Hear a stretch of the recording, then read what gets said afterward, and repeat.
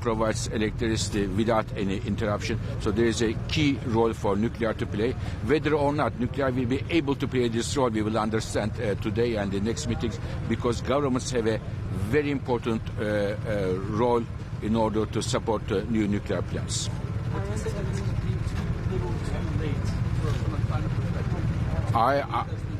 I think this is definitely late. I wish we wouldn't have seen a major decline of nuclear power, especially in Europe, which is important for climate and the European electricity security. But now it is better than never that countries are coming back. But if it was before this push for nuclear, I think our chances of reaching our climate goals would have been slightly higher. Is France model of nuclear energy? French? France. I think France is doing an excellent job. President Macron putting the nuclear power as one of the key blocks of its energy policy is excellent. There was a lot of discussion in France whether or not France would need nuclear power or not. In my view, the nuclear power in France is as important as Arc de Triomphe in Paris. It's a national asset for France, and I hope that France will do the most out of it. So thank you. Is we are afraid of nuclear energy due to security or environment? I think there in France, you mentioned in your neighbor countries, there are no major problems if the nuclear is run in line with the rules and regulations. It is the same risk that you have for the other parts of the energy technologies.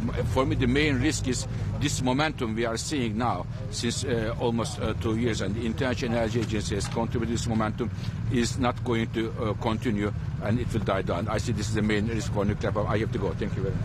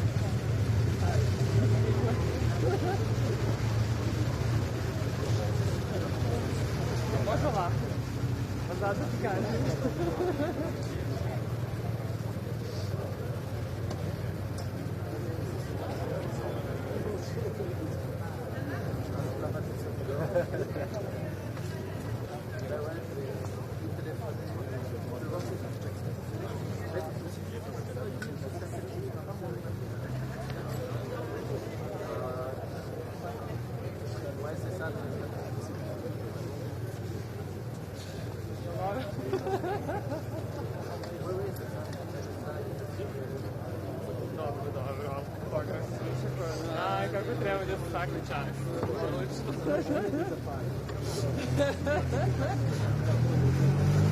Dobro. fare.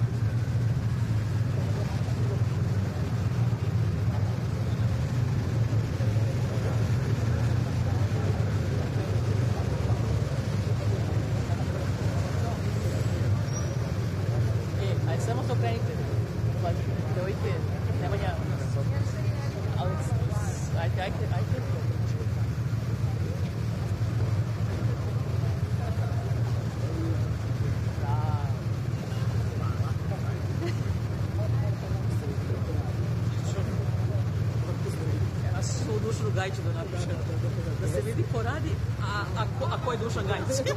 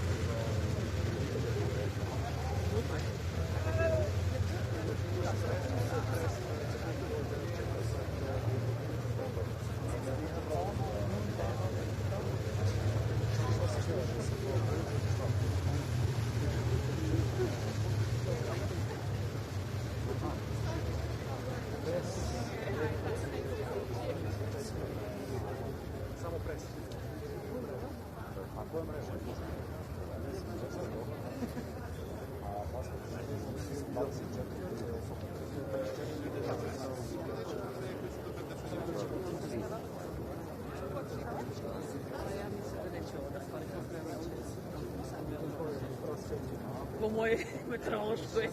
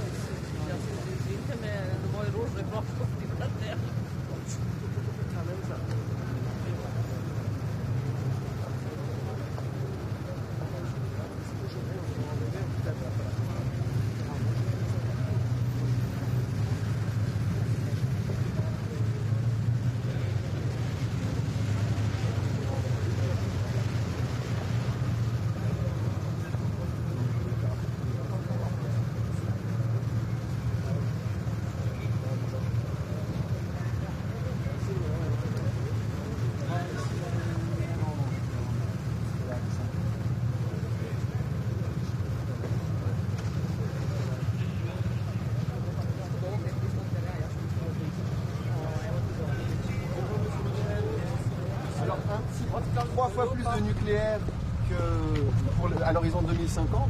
Est-ce que l'Union européenne va s'y mettre aussi? D'abord, la question du mix énergétique, ce sont des choix faits par les États membres. C'est un premier point.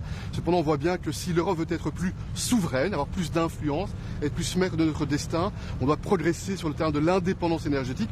Et il est certain que le nucléaire est une des sources qui aide à donner plus d'indépendance, donc plus de liberté et plus d'influence.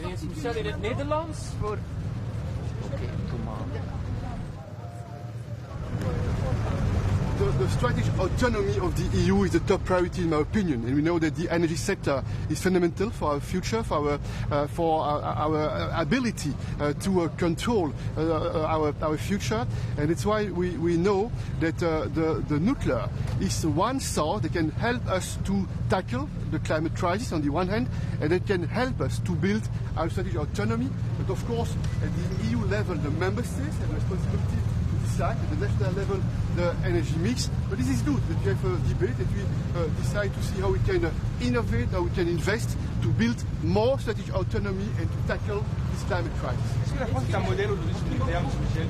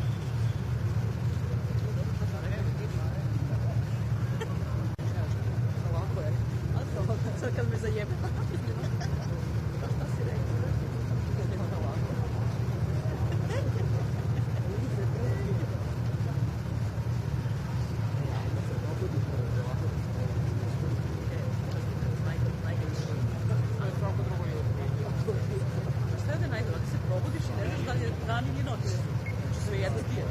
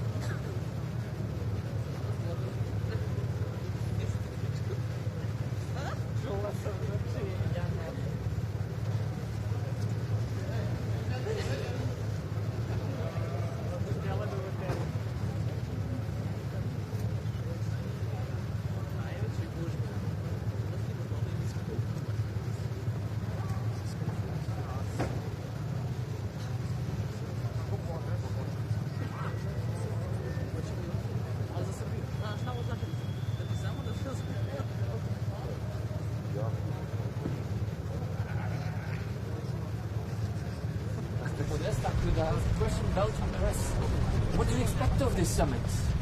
Well, I think we're very excited that this has been well organized by Prime Minister De Croo and Director General Grossi. As you know, at COP28, 25 countries led by the United States signed on to triple the amount of nuclear power by 2050. That is critical to meet the climate challenge.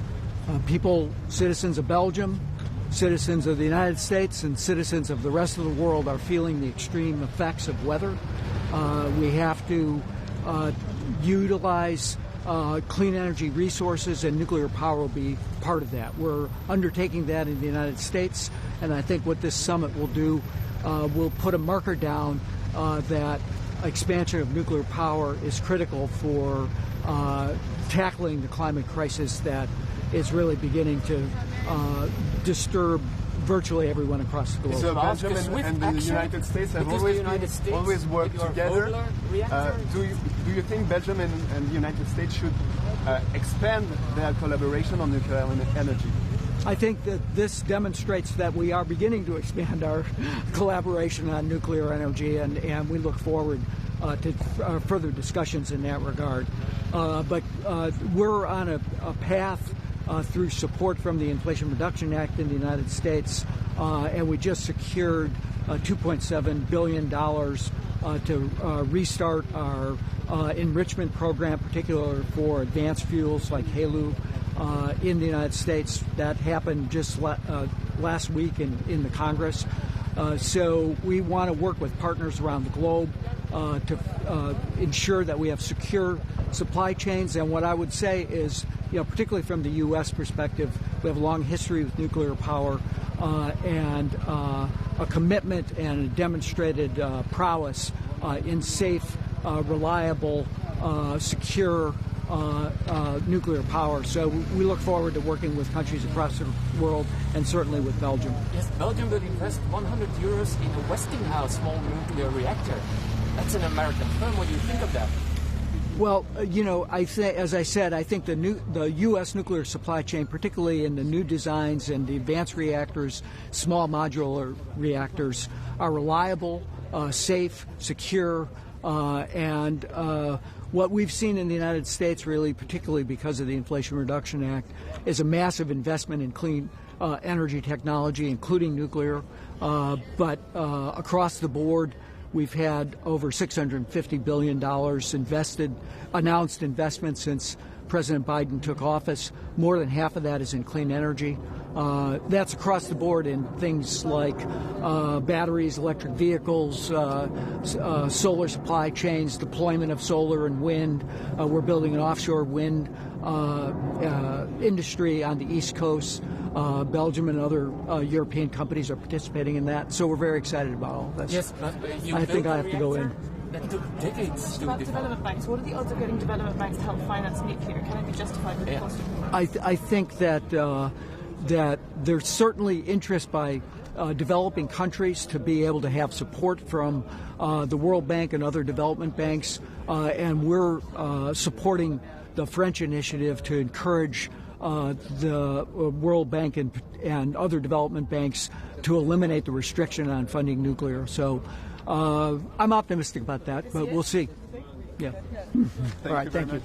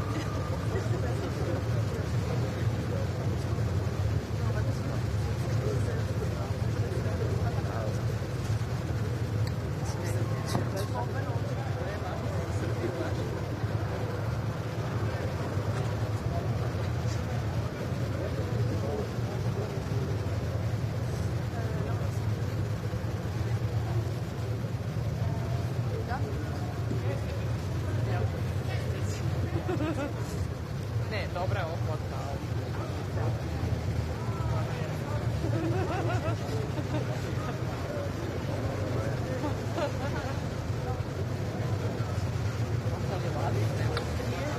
Jeste, nisam to biti toplinje, ali što ne dešava.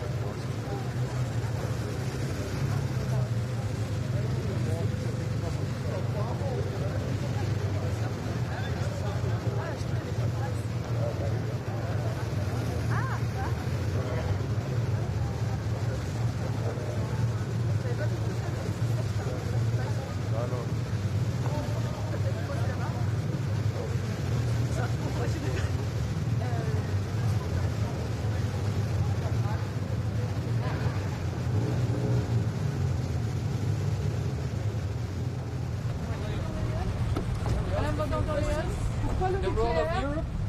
Petite déclaration.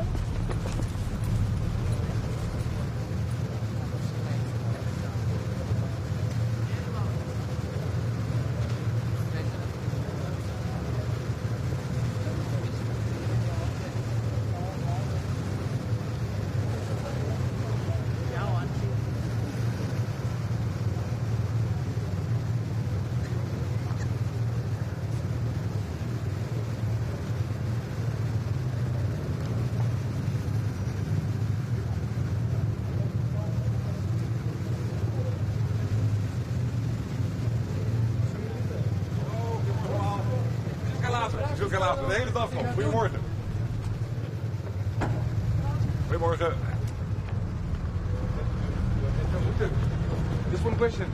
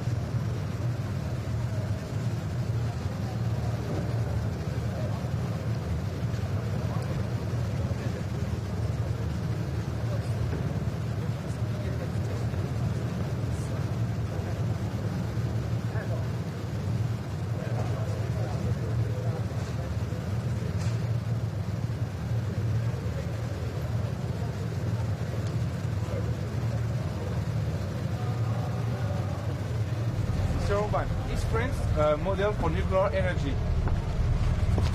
Is France, our country, the model for nuclear energy? No, they are doing very well. But for Hungary, the model is Hungary, you know. What do you expect from the summit, Mr.? Energy issue very often is a hostage of ideological approaches, which is bad. Energy is not an ideological issue and not a geopolitical one. Energy is a question of energy.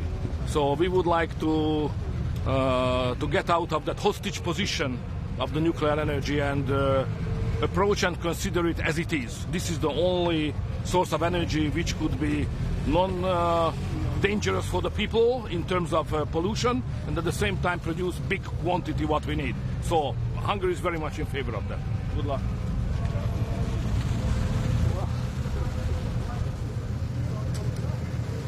The energy issue sometimes in Europe is a hostage of ideological approaches, and we have to free out of that.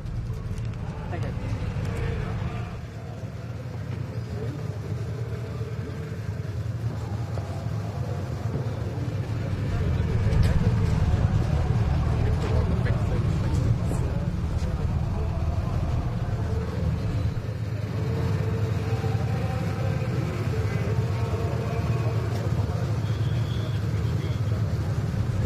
Pakistan greatly appreciates the initiative of IAEA and the Belgian government for holding the first ever nuclear energy summit in Belgium. We have gathered here to highlight and promote the potential of nuclear energy. It's safe, clean and cost-effective source of energy, and this can, take care. It's the most viable solution for climate mitigation and adaptation. Pakistan has long-standing experience in nuclear energy, and we are ready to share our expertise and experience with the world. I believe that the developing world must have an access to the nuclear energy, and for that matter, the multilateral financial institutions should come forward and start aggressively financing the nuclear energy projects. Thank you very much.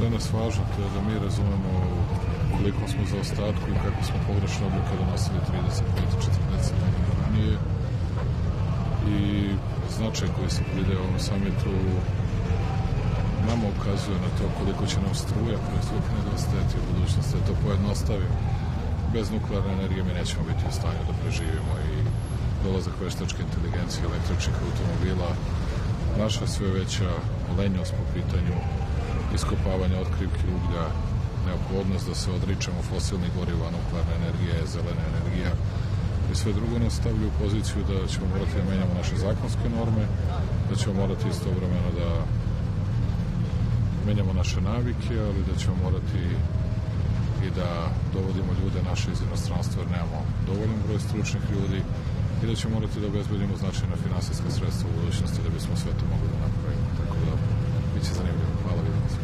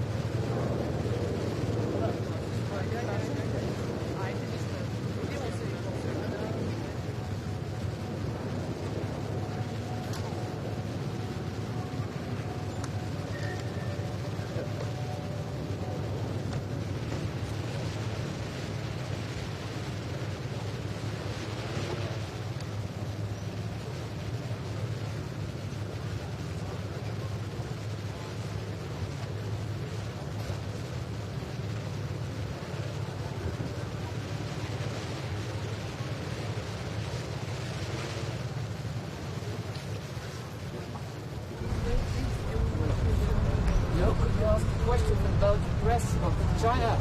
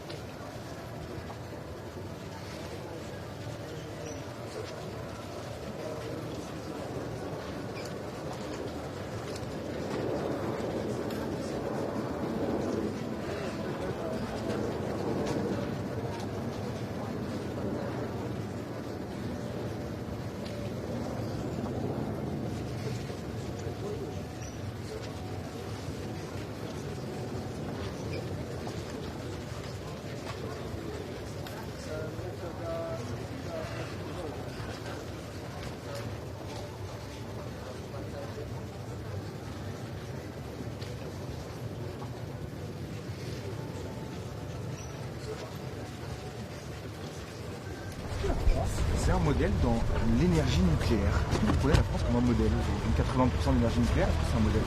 Je crois que la France a beaucoup d'expérience avec l'énergie nucléaire et les idées que nous aborderons aujourd'hui, c'est comment faire que l'énergie nucléaire, qui n'ajoute pas aux émissions de CO2, peut aider pour tous les besoins de notre énergie dans les années à venir. Alors l'expérience de la France, qui a pas mal de stations nucléaires, c'est toujours utile. Est-ce que vaut mieux le nucléaire aux énergies renouvelables? Elles sont compatibles. Merci. La France, comme le plus grand fournisseur d'électricité du monde, qu'est-ce que vous attendez du top de cette sommet? Je crois que c'est bien que dans le contexte de décarbonisation, qu'on aborde la question de l'utilité de l'énergie nucléaire, parce qu'il n'y a pas d'émissions de CO2, et tous les pays qui ont des centrales nucléaires ont une certaine expérience que les autres pays membres de l'Union peuvent partager. Qu'est-ce que vous attendez de ce sommet concrètement? Qu'est-ce qu'elle doit refléter, la déclaration finale? Les idées de financement de l'énergie nucléaire dans l'avenir. Merci. Za sve. Dakle, bitno je kako ćemo koristiti nuklearnu energiju u budućnosti za proizvodnju električne energije. Za Hrvatsku je to posebno bitno kao 50% suvlasnica nuklearne elektrane Krško, iz koje dolazi između 15 i 20% potreba za našu električnu energiju i sigurno je da moramo vidjeti u budućnosti kako nuklearnu energiju učiniti što bolje financiranom i što lakše financiranom od strane europskih sredstava. Hoćete razgovarati sa predsjednikom Vučićem danas? Uvijek se sretnemo na samitima. Hvala. Pourquoi ce sommet est si important aujourd'hui? Il est important parce qu'il faut discuter l'énergie nucléaire dans le contexte de décarbonisation. Il s'agit d'énergie où il n'y a pas des émissions additionnelles de CO2 et dans le contexte de financement de l'énergie nucléaire dans l'avenir. Alors, le nucléaire, certains disent qu'il est trop cher. Le nouveau nucléaire, la priorité, c'est d'abord d'aller avec l'ancien nucléaire et de pouvoir refaire de nouvelles centrales peut-être dans le futur. Oui, il y a deux pistes. Une piste c'est nouvelle et l'autre c'est d'améliorer et prolonger la vie des centrales nucléaires que nous avons aujourd'hui. Le mix énergétique, le nucléaire, il n'est pas incompatible avec les énergies renouvelables? Pas du tout, je crois qu'ils sont compatibles. Chez nous, par exemple, la centrale nucléaire que nous avons en Slovénie, qui est copropriétaire avec la Croatie de 50%, c'est entre 15 et 20% de nos besoins d'énergie électrique. Est-ce qu'ici on n'est pas trop tard en Europe? Est-ce qu'on n'a pas raté cette transition pour le nucléaire? Non, pas en arrière? Non, je ne crois pas. Tout ça qui se passe aujourd'hui, c'est dans le contexte de 2050, de l'idée que le continent européen sera neutre du point de vue de décarbonisation. Merci. Merci.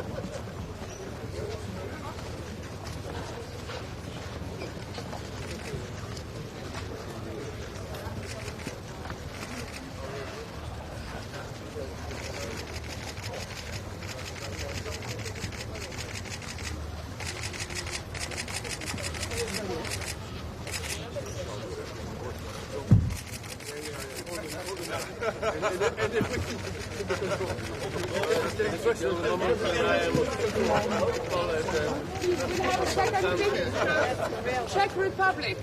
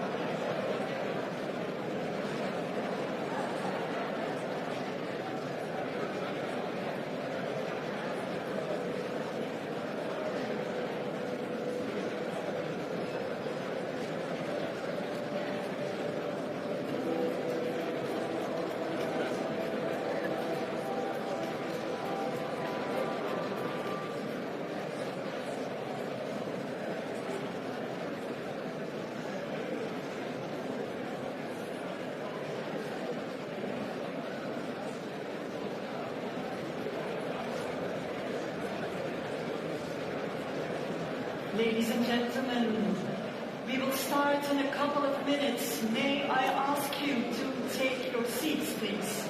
Thank you.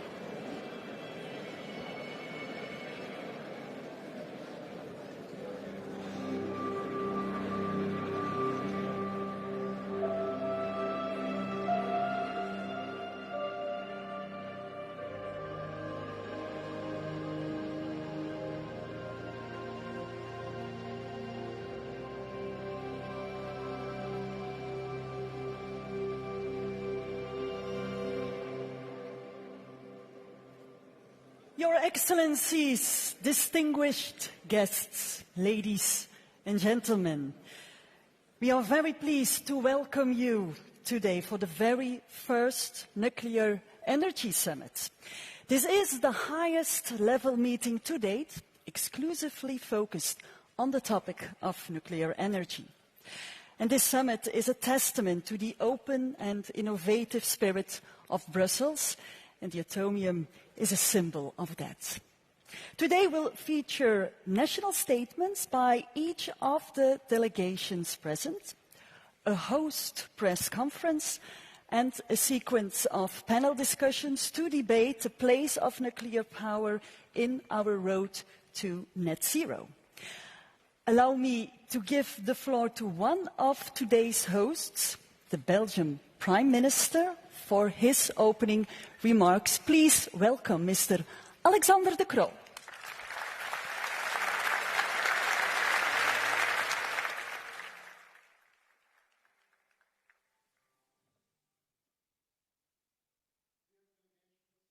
Ladies and gentlemen, coming from around the world, a very warm welcome here in Brussels. We are just a few steps away from the Atomium. The Atomium, a symbol of technology and innovation, an infinite belief in scientific progress. When the Atomium was erected in 1958, it was very different from your everyday monument. It echoed the optimism about the atomic age, with gleaming spheres evoking scientific wonder. Reflecting human ingenuity, the Atomium inspired generations to come. This is the very reason why we meet today. Reaching net zero by 2050 will require the same human ingenuity. And nuclear energy will be part of achieving that ambitious goal. For Belgium, today's gathering is about accelerating our collective path to climate neutrality. Every day, in every corner of the globe, the consequences of climate change are becoming increasingly visible. We cannot waste any time when it comes to fighting global warming. The challenge we face is enormous. It will require vast, safe and reliable amounts of carbon-neutral energy. It will require a perspective for sustainable growth. It will require us to have our citizens and industries on board. It will require nuclear energy as part of the mix. Energy abundance is the way forward. Our energy future depends on pursuing an and story, not and/or. And that is exactly what Belgium has done over recent years, by investing massively in offshore renewable energy. Our coastline is very limited, but we are quadrupling our offshore wind power production in the North Sea. By 2030, our production will cover the electricity consumption of 5 million households, almost all of our population. We are erecting the world's first energy island in our waters, with interconnectors that will connect wind farms from all over Northern Europe. But Belgium has also decided to extend the operations of its youngest power plants for a further 10 years. And we are investing 100 million in SMR research. Our approach must be comprehensive, embracing different energy sources, navigating the complexities of energy security in the 21st century. This first Nuclear Energy Summit brings together over 300 CEOs, entrepreneurs, scientists and civil society figures alongside 37 political leaders.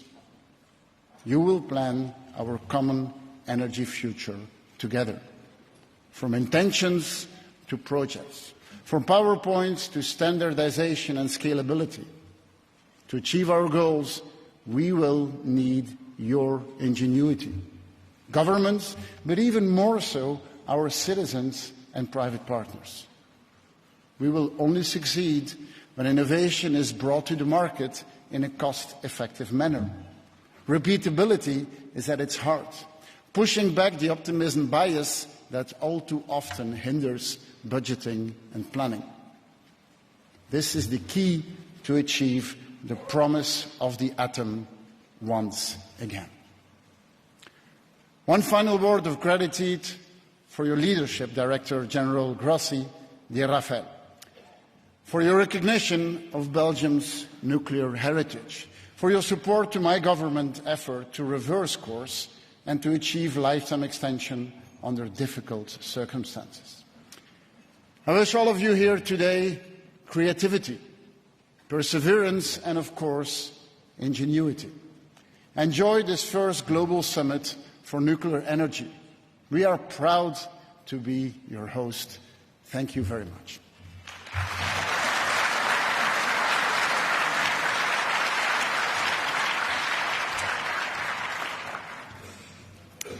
Thank you very much, Prime Minister De Croo. This summit is co-organized by the International Atomic Energy Agency, the World Centre for Cooperation in the Nuclear Field, while promoting the safe, secure and peaceful use of nuclear technology.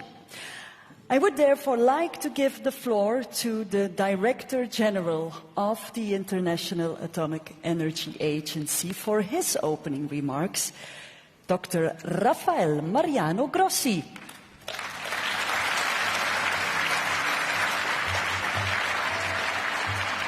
Thank you very much. Good morning, everybody. Good morning, ladies and gentlemen. Dear Alexander, thank you for hosting us for this first ever Nuclear Energy Summit. It is interesting to note that it took 70 years of commercial exploitation of nuclear energy to have the first meeting at your level, at our level, at the level of world leaders. And it's logical that it happens now. Could have happened before, but now it is not a good thing to have. It is a need. It is a necessary thing to have. There is a convergence of factors that we all know and you as leaders are dealing with every day. There is an energy crisis, an energy dilemma. There are also undeniable tensions in the world, and we know for a fact that nuclear energy today, not as a prospect, not as a plan, not as a utopian idea, is today, as we speak, providing a quarter, 25% of the clean energy which is produced in the world, and here in Europe, half of it. But more is needed in a collaborative way. As Alexander was wisely saying, this is not a beauty contest. This is a fight where we have to use all the available, dispatchable, CO2-free energy sources for the common challenge, which is to decarbonize our energy matrices as soon as we can. And we are moving in that direction. As I was saying, it took 70 years to get to the first summit. It took 28 conferences on climate change to recognize at long last that nuclear should be accelerated. And it's good that it has happened. Better late than never. And now we need to see what is needed so that this is done in the right way. And this is why the IAEA is part of the effort. This is why we are here. Because we were created in the 1950s, more or less at the time the beautiful atomium was being built. In fact, the atomium was 58. The IAEA was created in 57, after the 1953 Atoms for Peace speech by President Eisenhower at the United Nations. Atoms for Peace is what we need. And Atoms for Peace is all about the challenge that we have in front of us. The important thing is that this, in a world that is, of course, confronted with all these tensions and differences, this, as you can see here, this is a global effort. It's not Europe, it's Africa, it's Asia, it's Latin America, it's North America, it's the world that needs this to get its act together and to do it in a better way. But of course, when we meet at this level of leaders, it's not to celebrate or simply to commemorate something, it's to think about how to do it better and how to do it right. And this is why I'm very proud to say that all the participants from all over the world reunited here in Brussels have agreed on a declaration that addresses these points.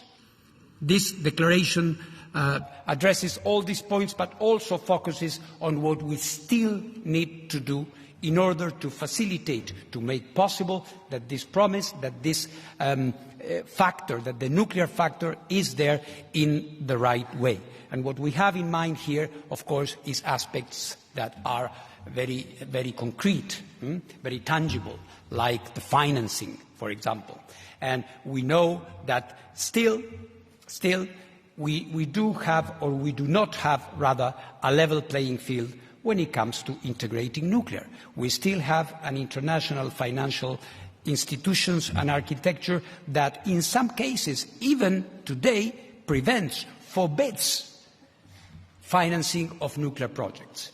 But we have moved beyond that. A page has been turned, and we have to make sure that we are well aligned to do what we need to do. This is why we are so happy to be here.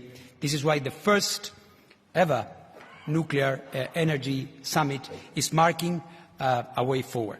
And the IAEA is going, of course, to be playing its role, to make sure that whenever that happens, whenever nuclear energy is used, whenever we are benefiting from that, this is going to be done in a safe, secure, and in a non-proliferation way. So thank you again, Alexander, for having so graciously hosted this important historic meeting.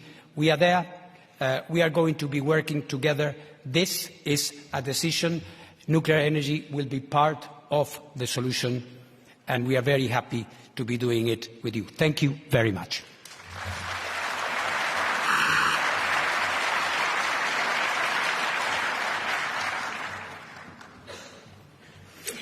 Thank you very much, Director General Grossi.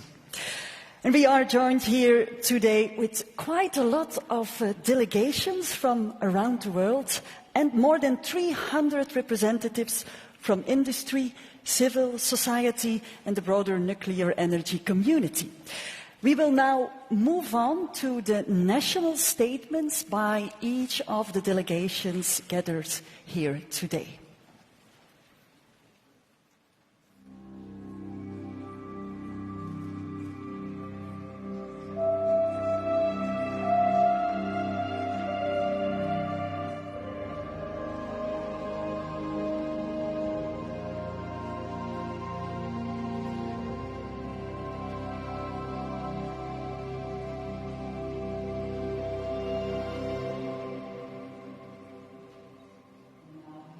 Welcome the President of the European Council, His Excellency Charles Michel.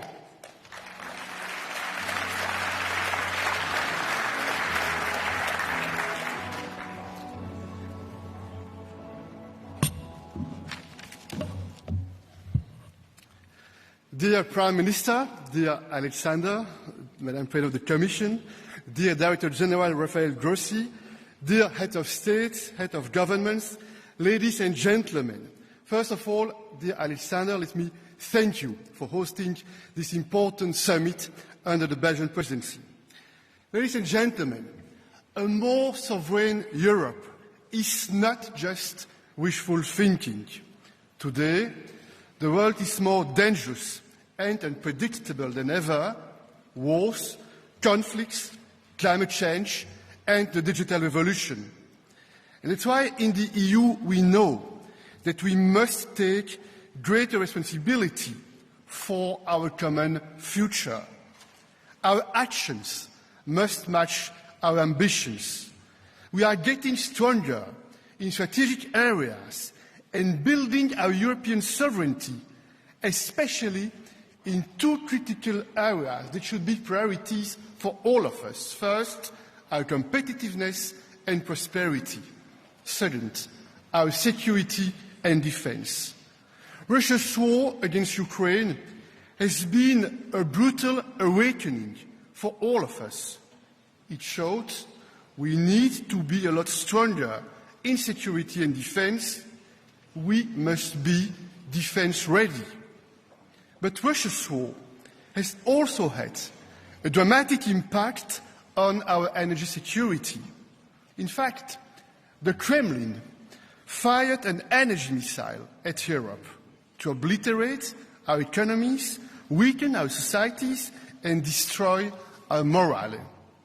And it showed we must be more independent in the energy sector and less dependent on unreliable regimes for our energy. More independence means more freedom. Freedom to act boldly, to defend our interests and to promote our fundamental values. And that's why we must build a genuine energy union as a pillar of our EU sovereignty, because this would allow Europeans to act collectively and give us more energy security and more control of our future. Nuclear energy has a role to play in our European sovereignty. Ladies and gentlemen, dear friends, nuclear energy accounts for about 10% of electricity generation globally. And in the EU, each member state decides on its own energy mix, including whether to include nuclear power or not. Nuclear can help ensure grid stability when fossil fuel power stations are phased out. Nuclear helps give our union more energy security. Nuclear energy can also help us fight climate change by reducing our greenhouse gas emissions. We are investing massively in renewables, it was said by the Prince of Belgium. But we need to do more, we must innovate more, small modular reactors, foster new technologies such as hydrogen. They could be decisive in decarbonizing our building sector, for instance, and promising advances in fusion and fission technologies could be a game changer for the future of nuclear energy. Ladies and gentlemen, dear friends, we also need to strengthen nuclear security around the world. And the IAEA plays a crucial role helping countries apply international safety standards to strengthen nuclear power plant safety. Dear Director General, dear friend Rafael Grossi, the EU fully supports you, your work. The agency is playing a fundamental role in ensuring nuclear energy is used for safe, secure and peaceful purposes. Ladies and gentlemen, the green and energy transition is a challenge for every country across the globe, and nuclear has a role in supporting these transitions that affect every human being, no matter where they live on this planet. Today, again, Europe is being severely challenged. European sovereignty is, I am convinced, our best answer to this challenge, our path to making the EU stronger, more independent and more influential. We will deliver on this vision. I thank you.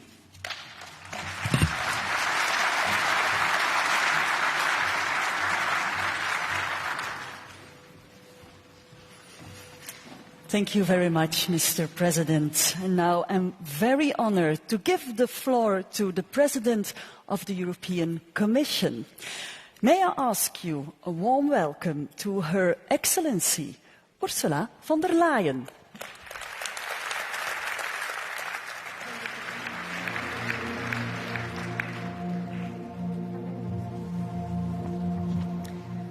Dear Prime Minister Alexander De Croo, fellow leaders, Excellencies, Director General Grossi, ladies and gentlemen, thank you very much for this opportunity to address this summit meeting. As everyone is aware, there are different views across the European Union on nuclear power. But I am here because I believe that in countries that are open to the technology, nuclear technology can play an important role in the clean energy transition. I can also see that after the global energy crisis caused by Russia's invasion in Ukraine, many countries are giving a fresh look to the potential role that nuclear might play. So why is this? First of all, of course, to reach our climate goals. Let us not forget that nuclear power worldwide is the second largest source of low-emission electricity after hydropower. Second, of course, to safeguard our energy security. Countries look to reduce their dependence on imported fossil fuels. And the third reason is to ensure our competitiveness. Nuclear power can provide a reliable anchor for electricity prices. Now, this renewed interest comes at a pivotal moment.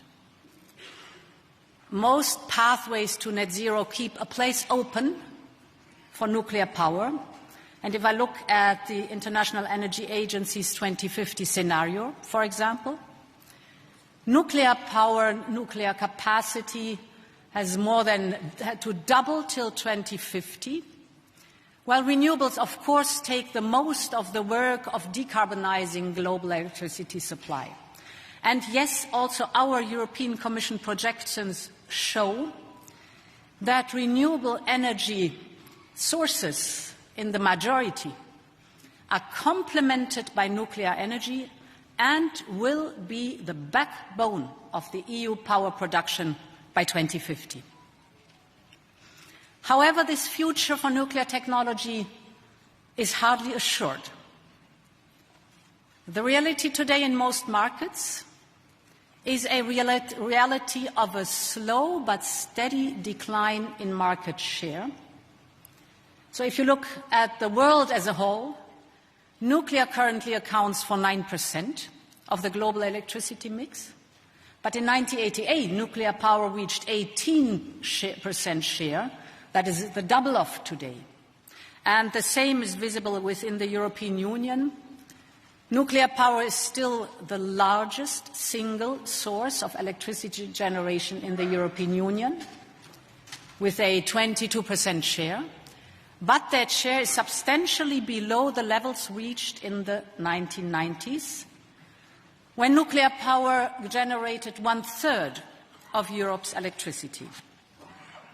So what would it take for nuclear to make a substantial contribution to our climate neutrality objective? And I see a few key tasks ahead of us. The main one is to secure new investments.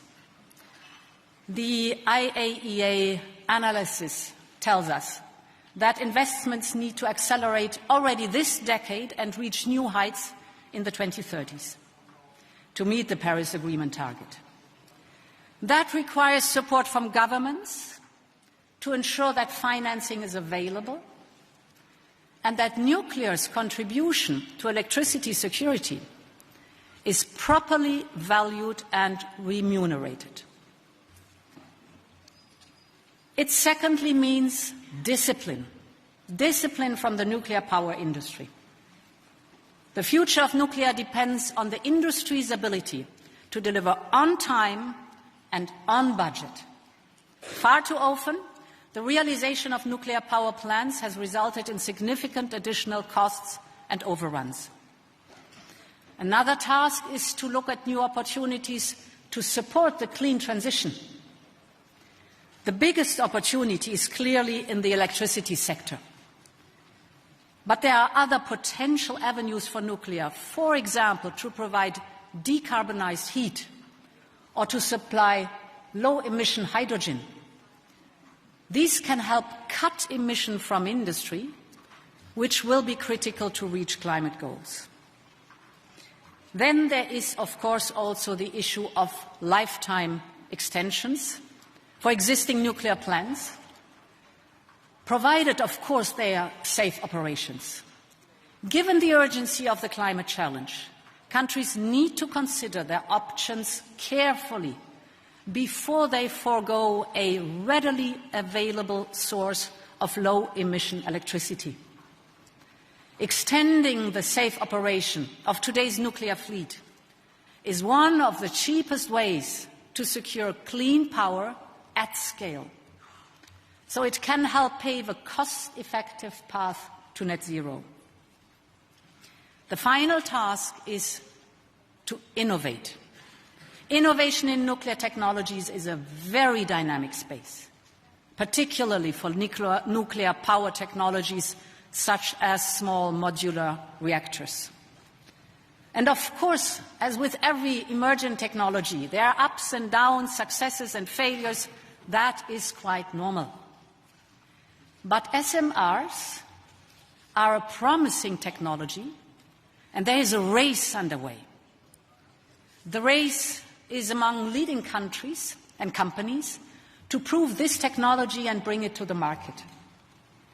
More than 80 projects around the world are moving forward, and several of our member states have expressed a strong interest in SMRs, so let's go for it. So to conclude, I leave you with these 4 tasks. Invest now in climate neutrality 2050. Broaden your engagement with clean energy transition. Consider the extending of lifetimes of existing plants with full commitment to the highest level of safety, and innovate. If the industry and governments can deliver on these tasks, then I can see a way forward for nuclear power to make a significant contribution to a rapid, safe and secure net zero future. Thank you very much.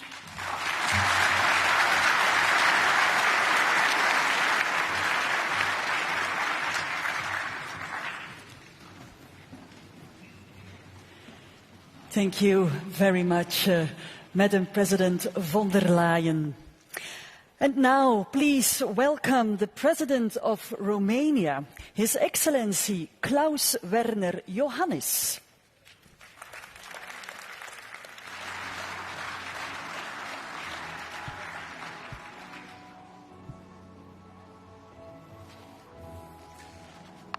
Thank you. Prime Minister De Croo, Director General Grossi, Heads of State and Government, Excellencies, ladies and gentlemen, allow me to start by thanking our hosts, Prime Minister De Croo and Director General Grossi, for organizing a summit stressing the urgency of climate action and the importance of nuclear energy in the global energy transition. This summit bears profound significance, emerging in the aftermath of the landmark inclusion of nuclear energy in the global stocktake at COP28 in Dubai. Climate change is a global challenge that requires coordinated action and ambitious measures.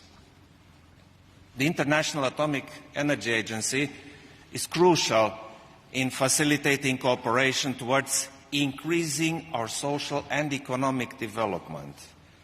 Romania's cooperation with the agency will continue as we embark towards a more sustainable and energy-secure future.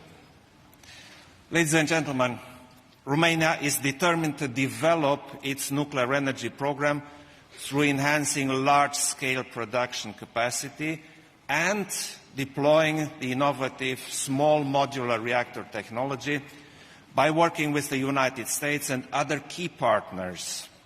Moreover, we aim to become a regional leader in nuclear energy operations and deployment, in training specialized workforce and the supply chain hub for nuclear energy production. In developing the National Nuclear Energy Program, we are committed to safety for the public and the environment, secure operation of our facilities, and full compliance with our non-proliferation requirements.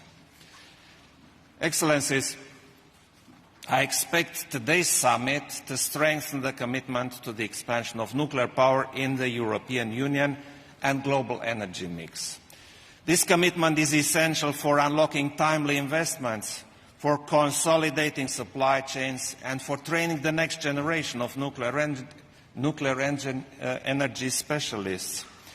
I welcome recent steps taken in this regard by the European Commission, such as the European Industrial Alliance on Small Modular Reactors. We need to make sure that our nuclear energy ambitions benefit from suitable financial support, considering also the role of nuclear power in accelerating decarbonization. Combining public and private funding is crucial in creating a business model for accelerated nuclear deployment, easily replicable. We need to expand our investments in research, demonstration projects and development of nuclear materials and technologies. In conclusion, allow me to call for unified action that leverages the massive potential of nuclear energy to drive us towards a net zero and energy secure future. I thank you all.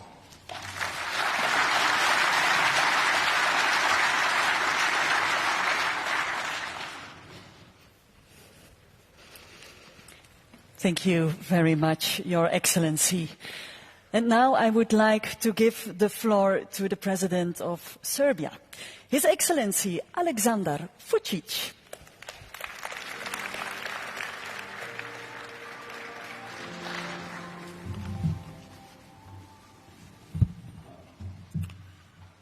Dear Alexander, thank you for hosting us.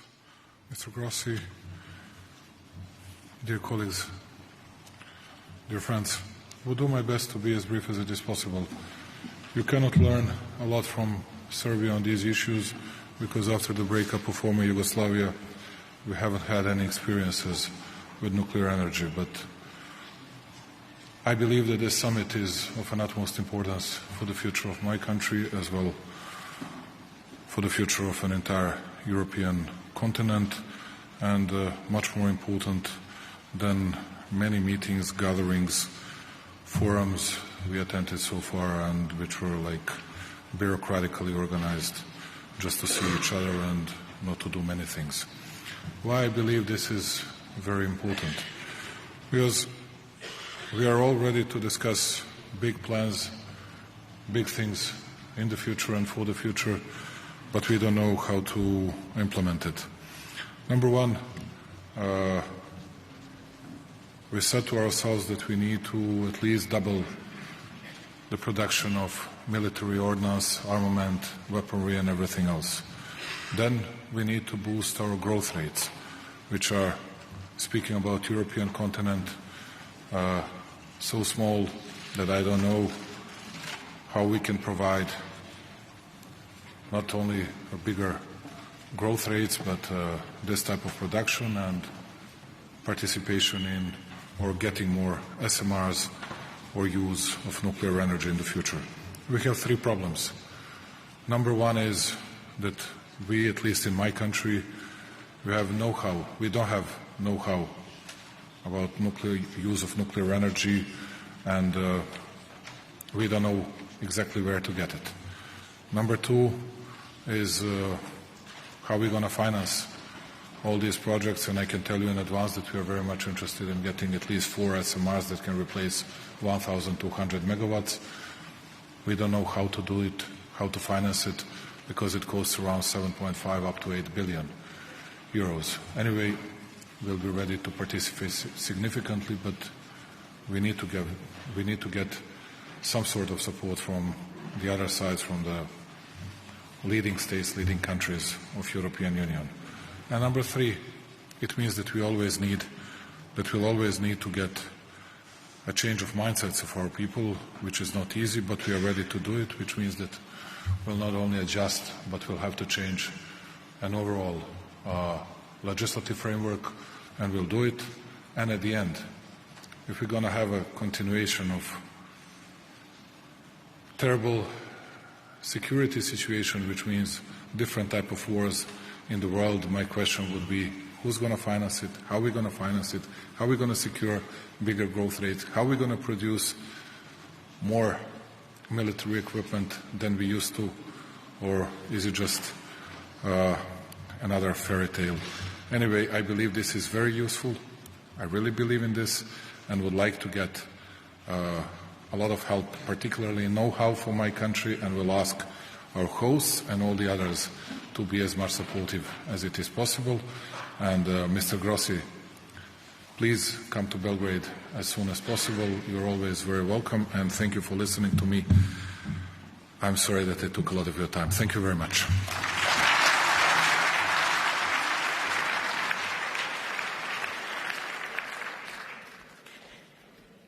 Thank you, Mr. President. And now please welcome the Prime Minister of Armenia, His Excellency Nikol Pashinyan.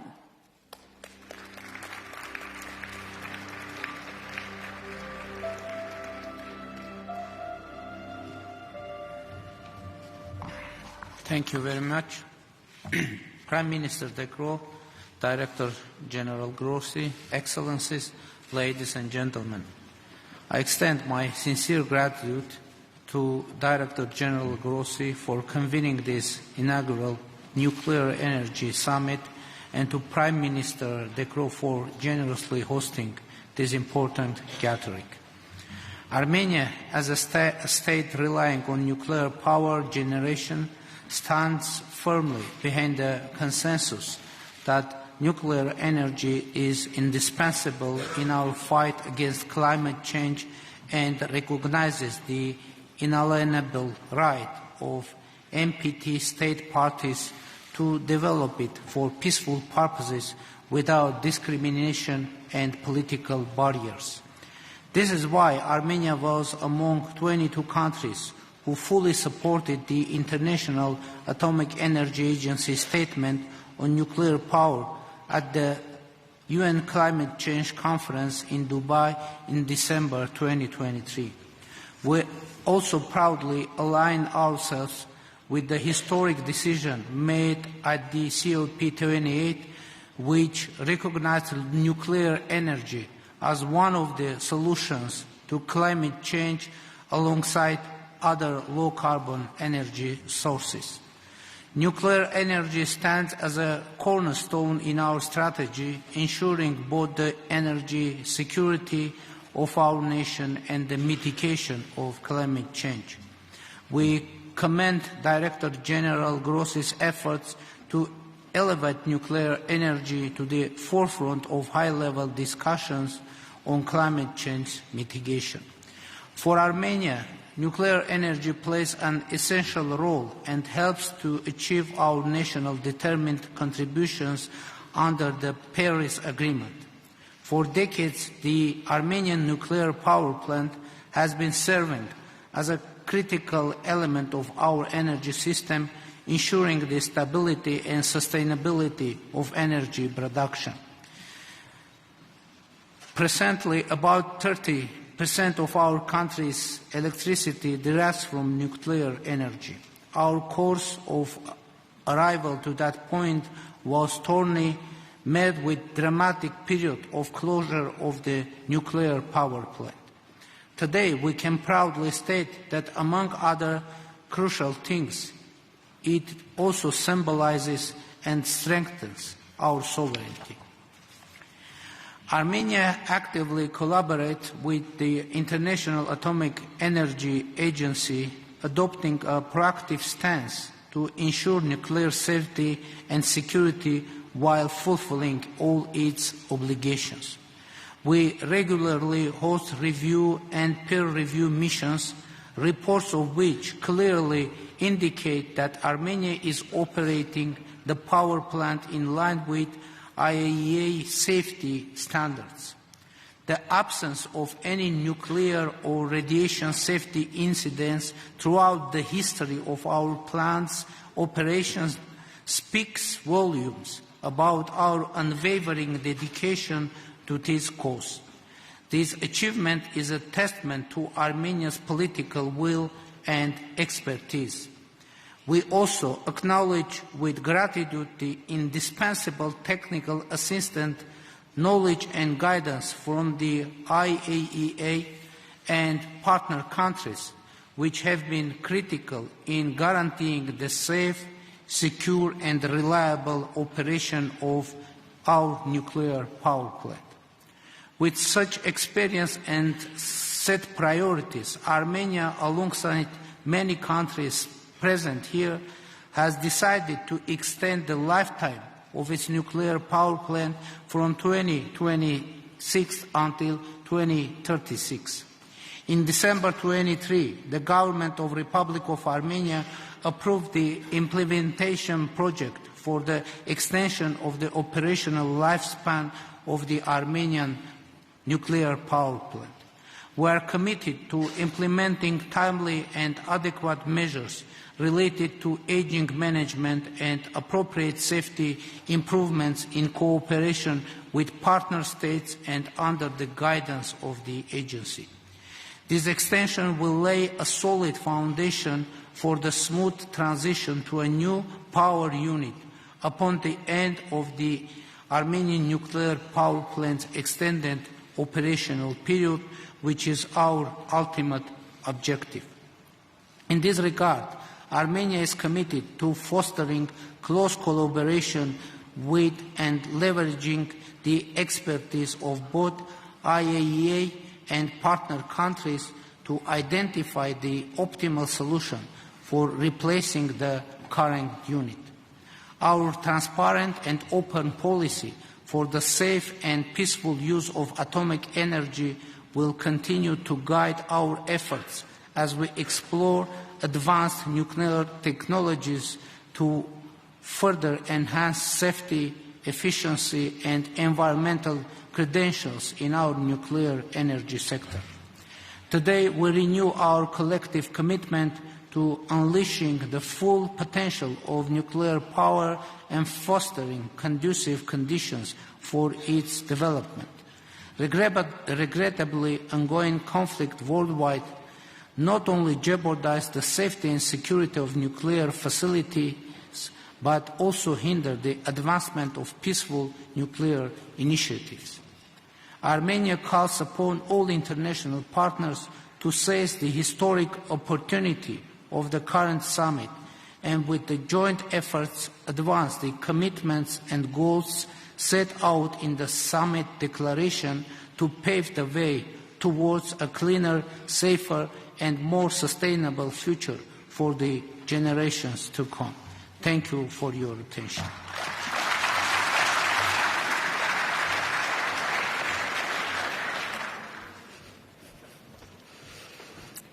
Thank you, Mr. Prime Minister. May I ask a warm welcome for our next speaker, Prime Minister of Bulgaria, His Excellency Nikolai Denkov.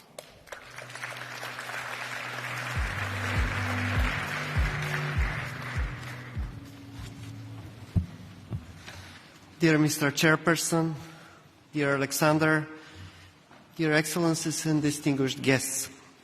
First, I would like to thank the International Atomic Energy Agency and to Belgium for hosting this inaugural Nuclear Energy Summit. Nuclear power plays an important role in ensuring national, regional and global energy security.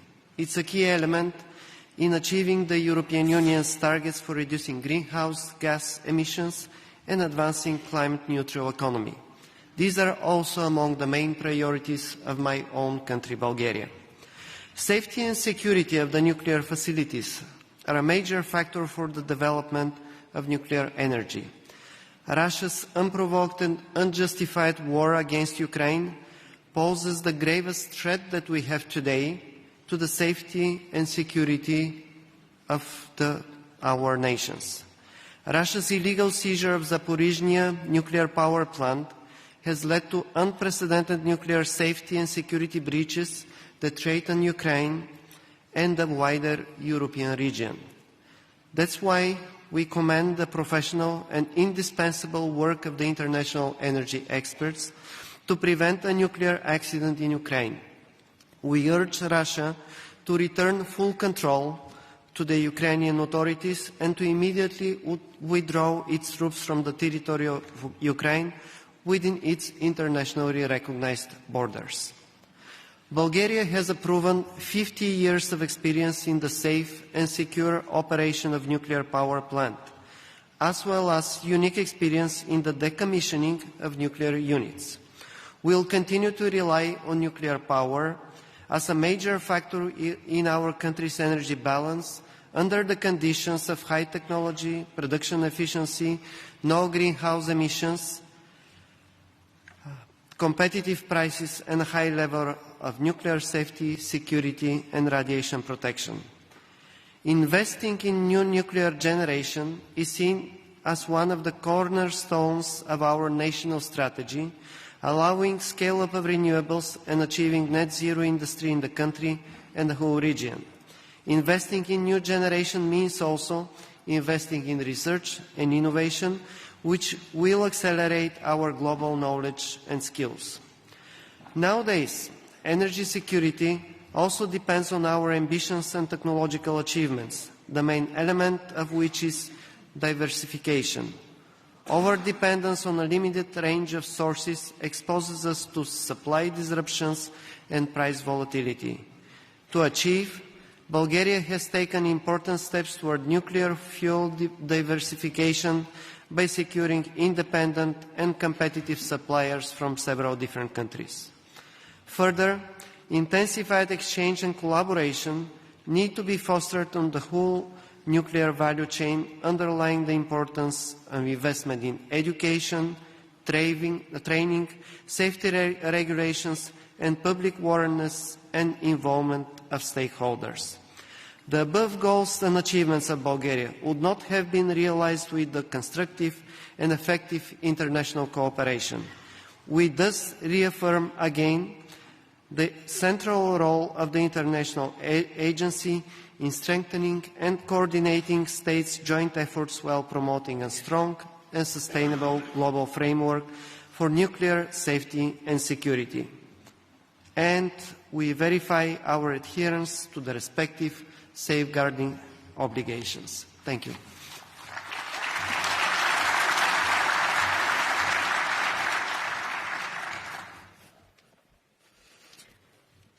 Thank you, Your Excellency. And now please welcome Xi Jinping's Special Representative and Vice Prime Minister of China, His Excellency Zhang Kuntin.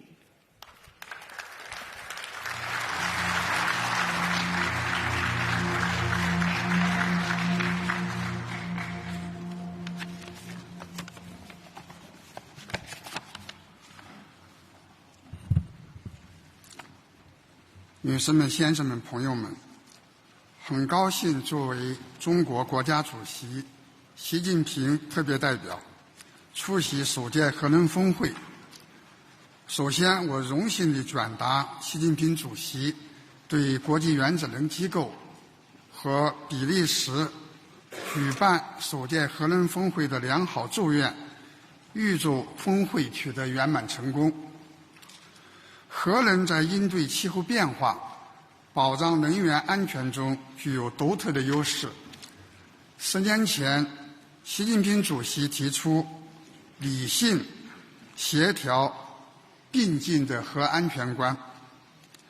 2020年，习近平主席郑重宣布，中国将力争2030年前实现碳达峰，2060年前实现碳中和。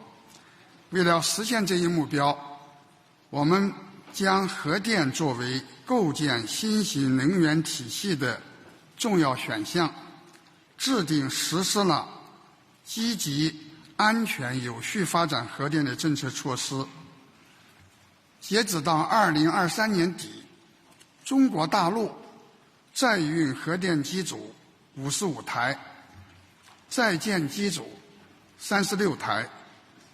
去年核电发电44万吉瓦时，相当于节约标煤1.3亿吨，减排二氧化碳3.5亿吨。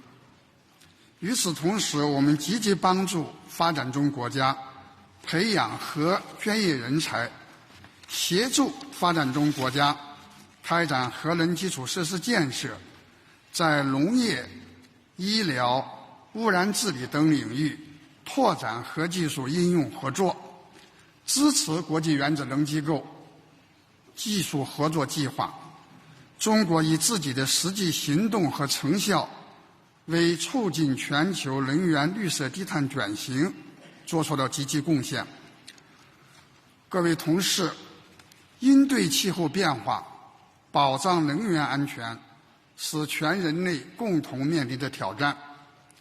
习近平主席提出了全球发展倡议、全球安全倡议、全球文明倡议。我们愿同各方携手行动，共同推动核能更好助力全球经济、社会和环境可持续发展。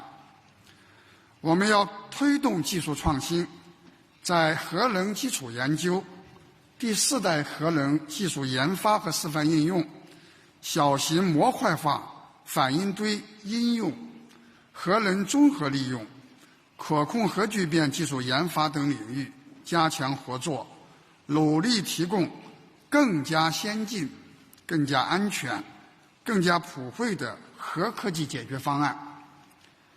我们要守护核能安全，持续加强核安全、核安保、核不扩散的努力，在核电站运行监管、乏燃料和放射性废物管理等方面深化交流合作，推进核安全共建、共治、共享、构建核安全命运共同体。我们要促进普惠包容，加大对发展中国家的核能发展的技术投入和资源投入，支持发展中国家将核能纳入其能源体系，让核能发展成果更多地惠及发展中国家。我们要坚持开放有序，推动全球核能治理朝着更加公正合理的方向发展，加强国际核能产业分工协作，增强全球核能产业链、供应链韧性和安全，反对将和平利用核能问题政治化。各位同事，国际原子能机构是全球核领域合作的中心，其宗旨是原子能用于和平与发展。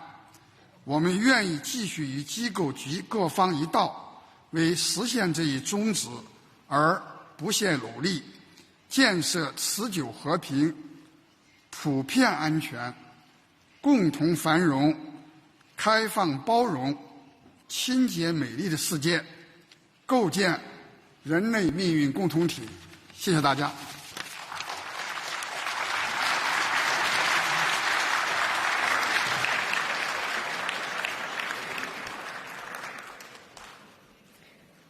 Thank you very much, Mr. Vice Prime Minister of China.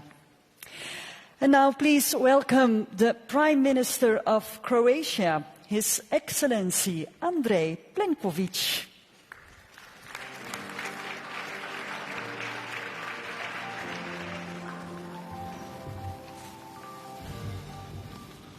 Thank you very much, dear Alexander. In 2022, nuclear energy represented 21.8% of the EU's electricity production. This shows the importance of this technology for the energy transition in the European Union.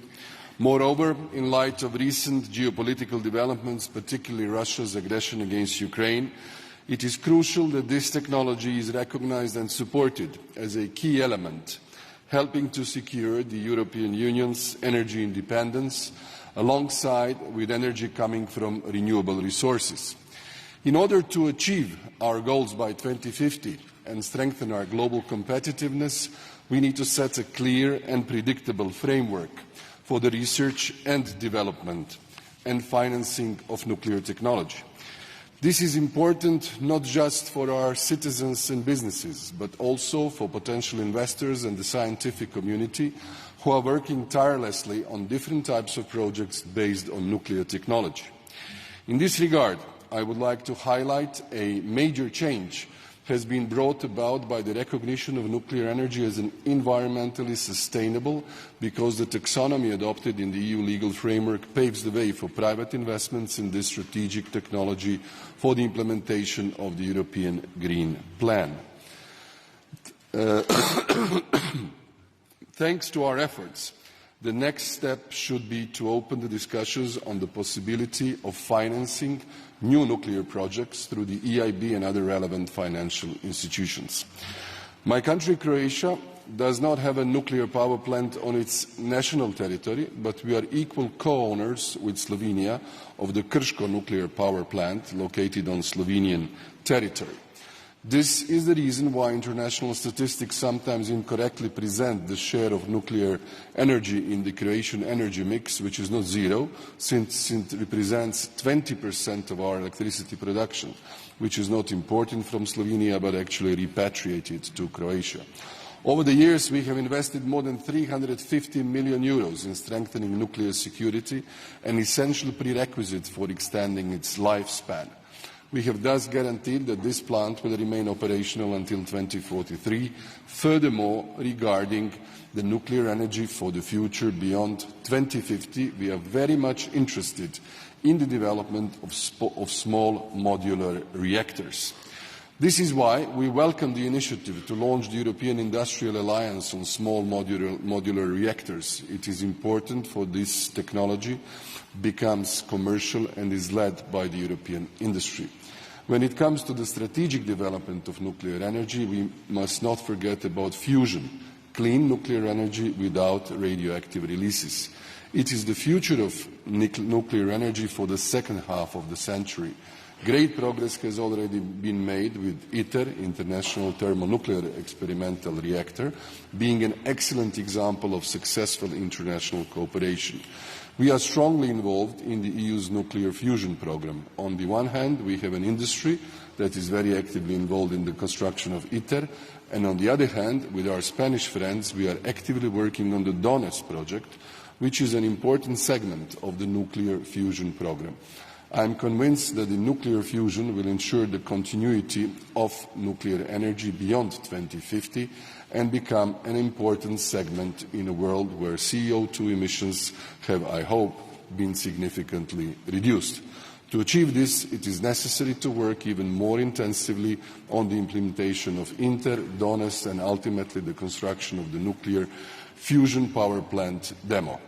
The EU is able and must provide all the necessary support for the future development of nuclear fusion, in particular by adopting a European strategy for nuclear fusion as a first step towards the accelerated development of nuclear fusion.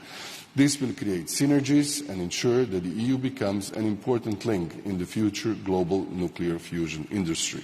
If all Member States decide to work together, the European Union will be able to mobilise the scientific, technical and financial capital necessary to tackle the biggest challenges in the nuclear sector and pave the way for clean nuclear power, whose resources are virtually unlimited without radioactive waste.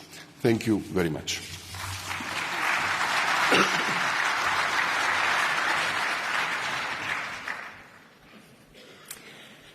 Thank you, Mr. Prime Minister.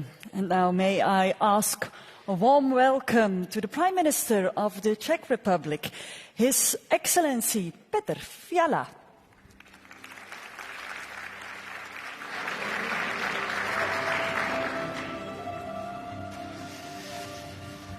Dear Prime Minister, dear Alexander, dear Director General Grossi, Excellencies, ladies and gentlemen, thank you for today's summit. The time is limited, so I will give you only 3 short perspectives of the importance of nuclear energy, global, European and Czech. For more than 2 years, we are facing the Russian war of aggression against Ukraine and energy blackmail of many other countries. This is combined with geopolitical issues in other parts of the world. It is important to end our dependency on fossil and nuclear fuels from aggressive and unreliable countries. We should work to achieve energy security by cooperating among reliable partners. Together we need to work on ensuring sustainable, affordable and secure energy. Nuclear energy, together with renewable energy, is and will be the essential part of our energy mix. At a European level, we have initiated the Nuclear Energy Alliance. It now includes more than half of EU member states. Nuclear alliance countries and our industries are leaders of the nuclear renaissance in Europe. Together we stand for respecting nuclear energy as low-carbon source in key EU legislation. This will help us reach our climate goals. We must include this nuclear strategy into the policy programme of the next European Commission. We cannot waste any more time. Finally, from the Czech perspective, nuclear is a cost-effective way to decarbonisation. It brings grid stability and security of supply. It is the only way to reach our energy independence. Our goal is to reach a 50% share of nuclear energy in our power generation in 2050. We strive for long-term operation of our current 6 reactors for the next 60 years. Last year we made sure that we will not be dependent on Russian fuel anymore. We make progress with our planned new nuclear unit in Dukovany and prepare to decide on additional units soon. To support our ambitious plans for new nuclear builds, we enabled more efficient permitting and licensing processes. We also prepared a national roadmap for small modular reactors. We have a long tradition of nuclear industry and research. We are ready to collaborate on projects abroad.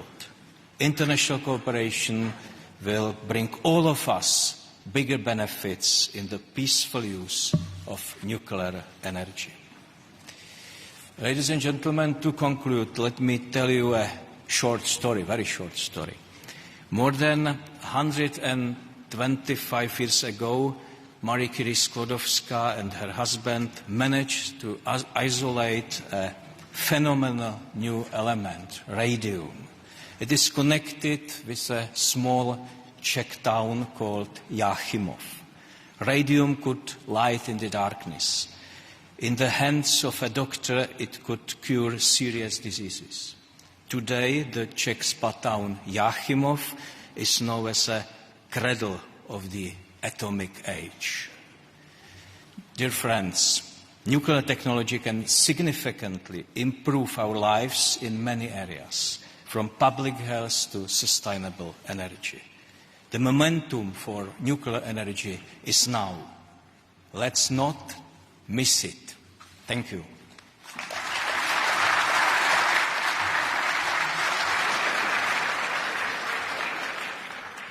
Thank you, Your Excellency. And now I would like to give the floor to the Prime Minister of Finland, His Excellency Petteri Orpo.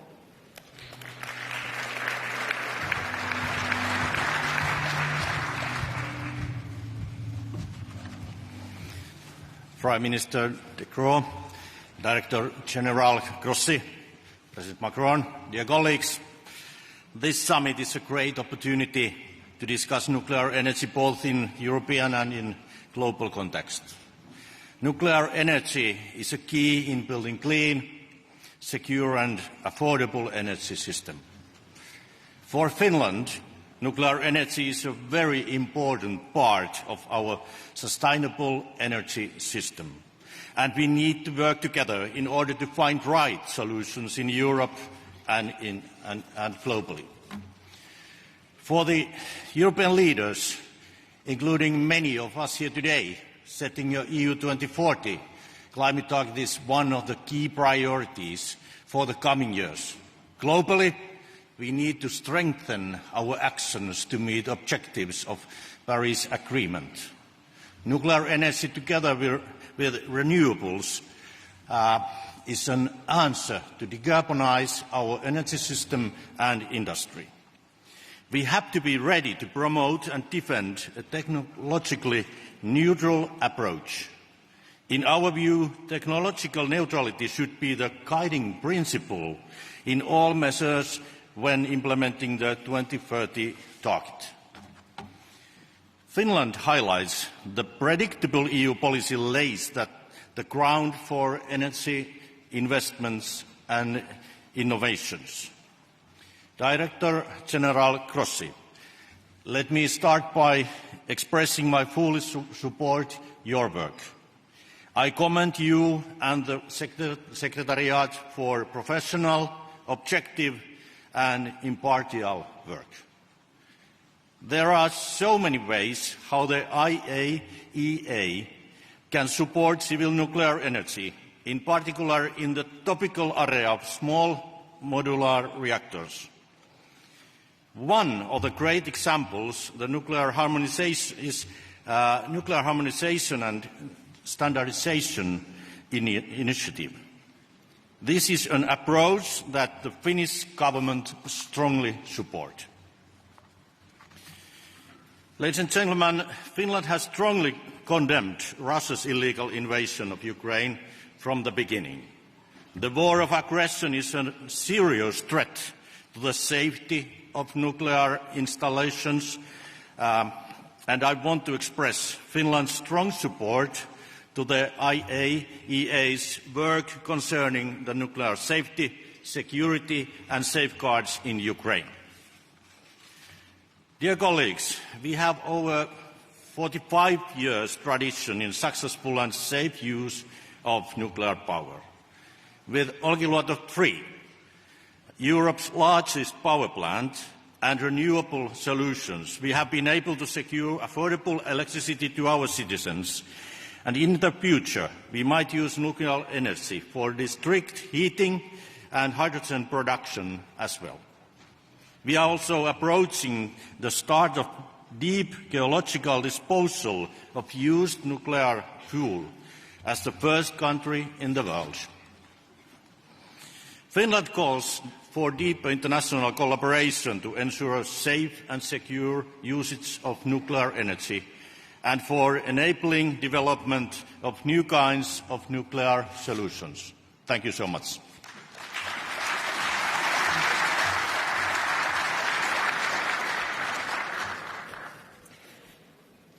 Thank you very much, Mr. Prime Minister Orpo.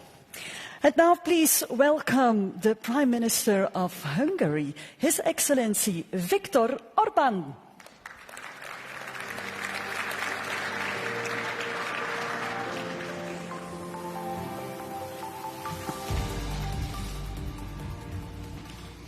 Presidents, Prime Ministers, Excellencies, dear colleagues, the challenges we have been faced with recently have further raised the significance of safe and secure supply of energy.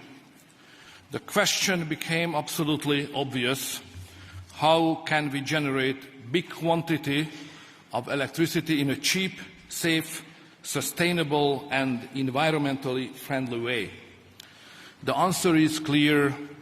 It is only the nuclear way of generating electricity which can simultaneously satisfy all these requirements. Hungary has been using nuclear energy for almost 5 decades, and this provides a stable basis for the safety of our energy supply. Half of all produced electricity is ensured by our nuclear power plant, which covers a third of our electricity demand. Based on this experience, we decided not only to maintain our already existing capacities, but to invest more into nuclear and to increase its share to 70% when it comes to national electric supply. According to the current state of play, a new capacity of 2,400 megawatt will be connected to the grid during the beginning of the next decade. This will enable us to avoid imports of 3.5 billion cubic meters of natural gas every year, and our annual CO2 emission will be decreased by 17 million tons, which equals 1.5 times more than the emission of the entire Hungarian transportation sector, and 3 times more compared to what all our forests in Hungary can digest. We are happy to note that regardless of the geopolitical difficulties, a wide-range international, professional and scientific cooperation still exists on the field of nuclear energy, while Russia became the #1 uranium supplier of the United States last year. A number of American, German, French, Swedish, Swiss, and even Austrian subcontractors are working together with the Russian constructors on our nuclear expansion project. It is the interest of all of us to prevent nuclear energy to become hostage of geopolitical conflicts, hypocrisy, and ideological debates. Therefore, let me finally thank all of you to interfere into the European Court case regarding our nuclear investment and to ensure the safe delivery of nuclear fuel to our existing plant. Thank you for your kind attention.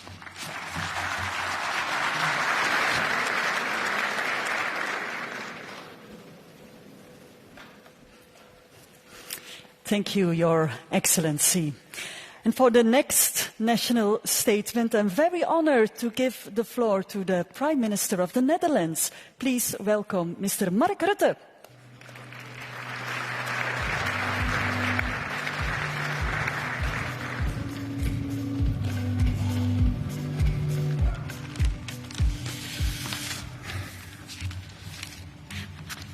Ladies and gentlemen, dear colleagues, Alexander, thank you for hosting this important event. I think our presence here this is the first ever nuclear energy summit. It illustrates, I believe, a widespread recognition of the crucial role that nuclear power can play in and combating climate change and providing energy security. For a long time, many of us had reservations, a key reason being the 1986 Chernobyl disaster, which people of my generation still remember vividly. But times have changed. Safety technology has evolved.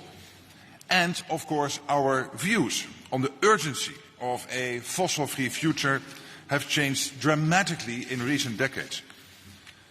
I believe there can be no doubt now that the war in Ukraine and its impact on the energy sector has acted as an accelerator. Never before has the vulnerability of our energy system been felt so directly. Never before has the need for a reliable and affordable fossil-free energy supply been so clear. And never before has it been so obvious that the energy transition cannot rest on solar and wind power alone. It is true that for the transition to succeed, we need every carbon-free energy source we can get. But we also need a source that's available come rain or shine. And that is nuclear energy. At COP28 we reached collectively a new milestone. In Dubai, more than 20 countries signed a declaration to triple nuclear energy capacity by 2050. The Netherlands is one of the signatories. Because we realize that we can't reach net zero anytime soon without investing heavily in nuclear energy. So that's exactly what we are doing. We are investing in the existing nuclear power plant in Borselen in order to keep it open longer. The mayor of that town will address this summit later today. And we are now preparing to build 2 new large-scale facilities in the years ahead. Yes, of course, we need to keep innovating to make nuclear energy ever safer and also more efficient. That goes without saying. And with that in mind, today I want to applaud the efforts of you, Mr. Grossi, and everyone at the International Atomic Energy Agency. The agency's role as a knowledge provider and also a watchdog. These 2 roles, it is crucial. Not only for individual countries, but also for the international community. You help foster the kind of global cooperation that we need to move forward. So let's keep working together for a safe and stable energy future that serves both people and planet. Thank you.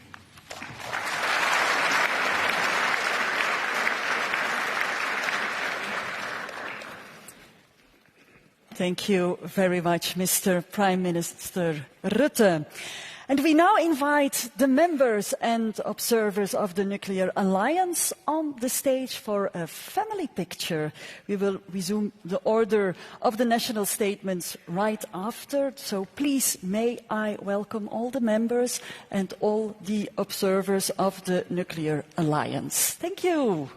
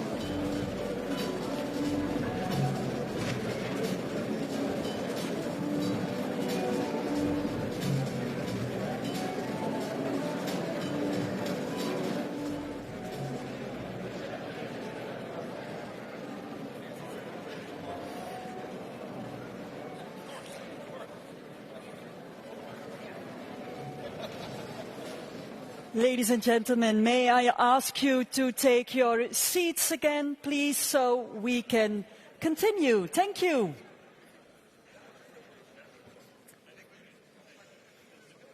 I'm sure it's going to be a beautiful family picture. Good. For the next national statement, I'm honored to give the floor to the Prime Minister of Poland, His Excellency Donald Tusk.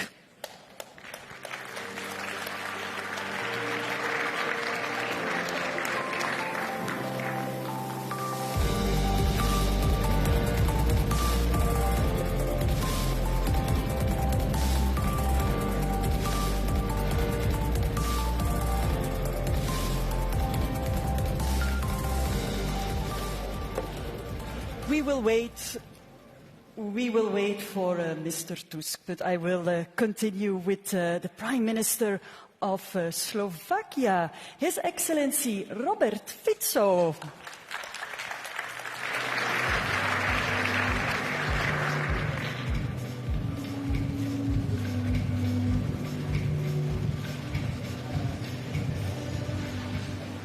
Thank you very much, ladies and gentlemen. First of all, I'd like to say that I agree with the declaration from this summit. Secondly, I really see this summit as a good example that the European Union is able to change its views. It was in 2007 when I was first time the Prime Minister in Slovakia, and we decided to finish 2 blocks of nuclear power plant in Mochovce. And my government was heavily criticized by the European Commission and by the European Union. So I hope that this summit is a good example that the European Union and its organs are able to change views not only in the field of nuclear energy but also in other fields. Ladies and gentlemen, atomic energy, nuclear energy plays decisive role in Slovakia, and Slovakia can be compared with France.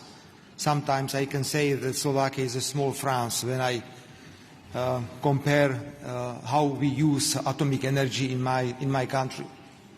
Just to understand, we produce in Slovakia at the moment 1 million cars, and there are plans to produce 1.5 million cars per year.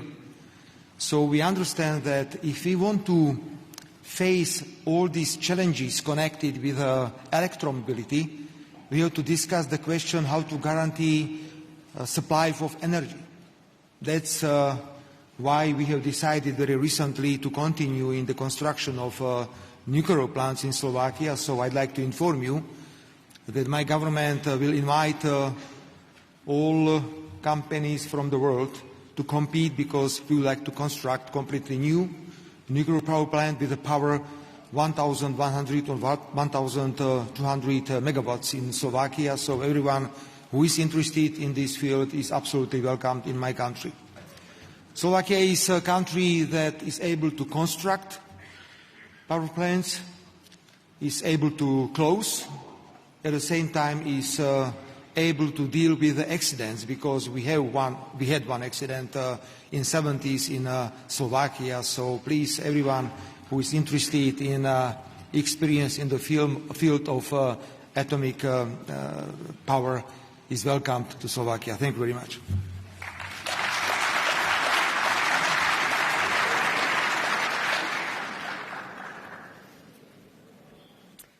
Thank you, Mr. Prime Minister. And now may I ask a warm welcome to the Prime Minister of Slovenia, His Excellency Robert Golob.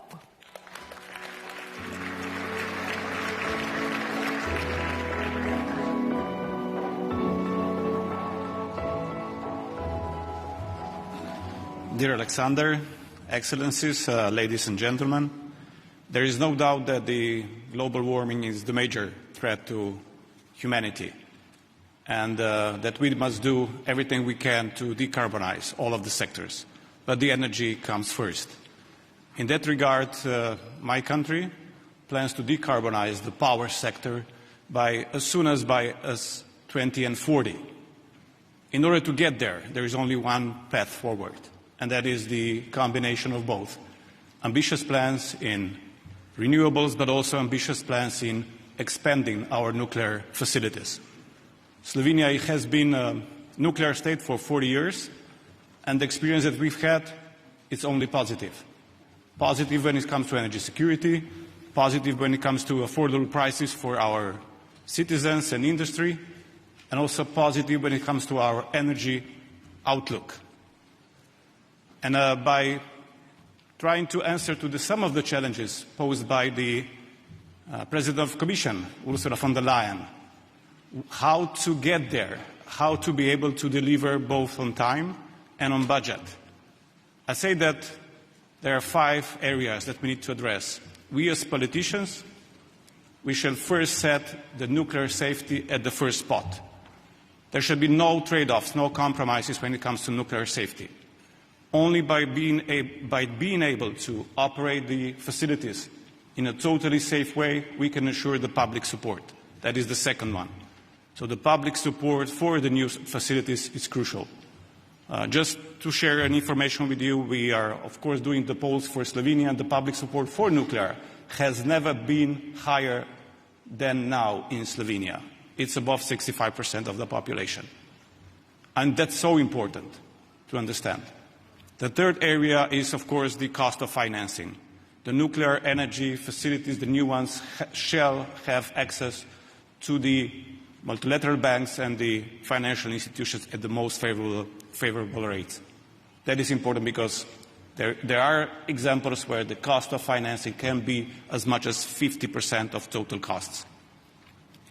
The fourth one is the supply chain, especially in the view of the global instability because of all the wars, crises all around the world.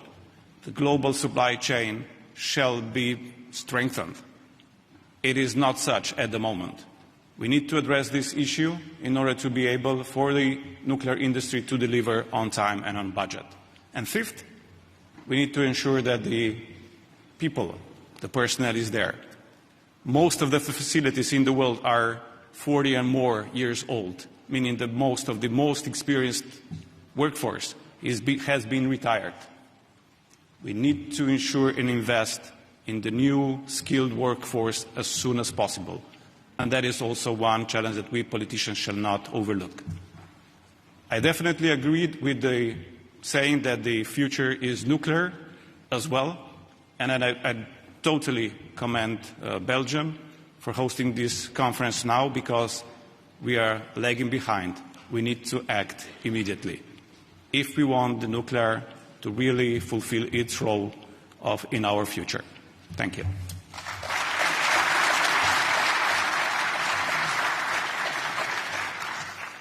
Thank you, Your Excellency. And now please welcome the Prime Minister of Sweden, His Excellency Ulf Kristersson.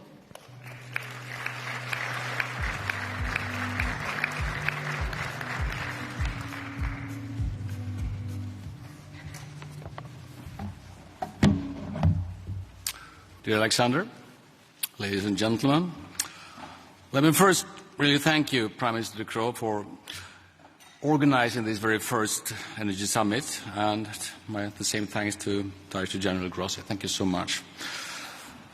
As everybody knows, the world needs more clean electricity, and an important part of that is more nuclear power as well.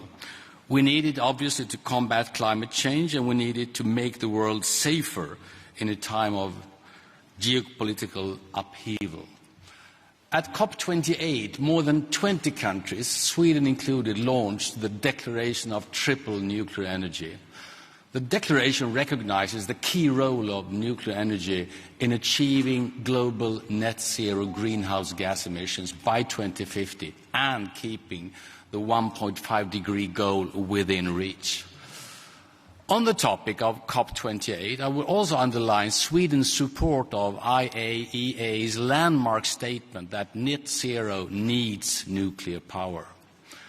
Sweden already has an almost fossil-free electricity and heating system. thanks to a large share of nuclear power, traditional hydro and other renewables. But to meet our climate targets by 2045, we need to electrify transportation and industry, which could double the electricity demand in only 2 decades.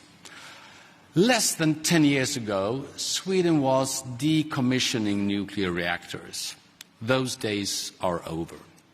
My government has reversed that policy and is now planning a significant expansion instead. The government has launched several initiatives to enable the rapid expansion of new nuclear power in Sweden, with the goal of at least 2,500 megawatts installed capacity by 2035. At the same time, we maintain a high level of nuclear safety. We are doing so to improve our electricity system, but it will also improve the electricity supply in neighboring countries to Sweden.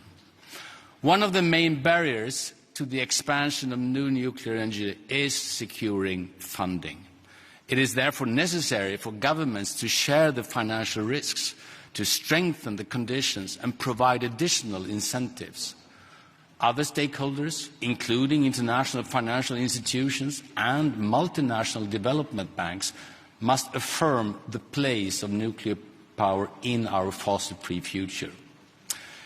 In January, 14 Swedish industrial leaders wrote an op-ed stating that they are ready to assist if they get clear answers from policy makers. That is something all of us must consider going forward, because without energy policies, you have nothing like climate policies.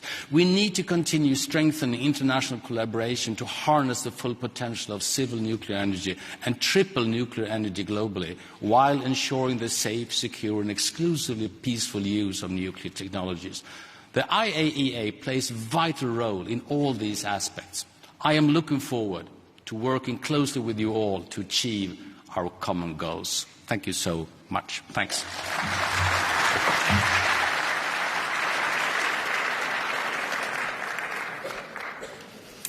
Thank you, Your Excellency.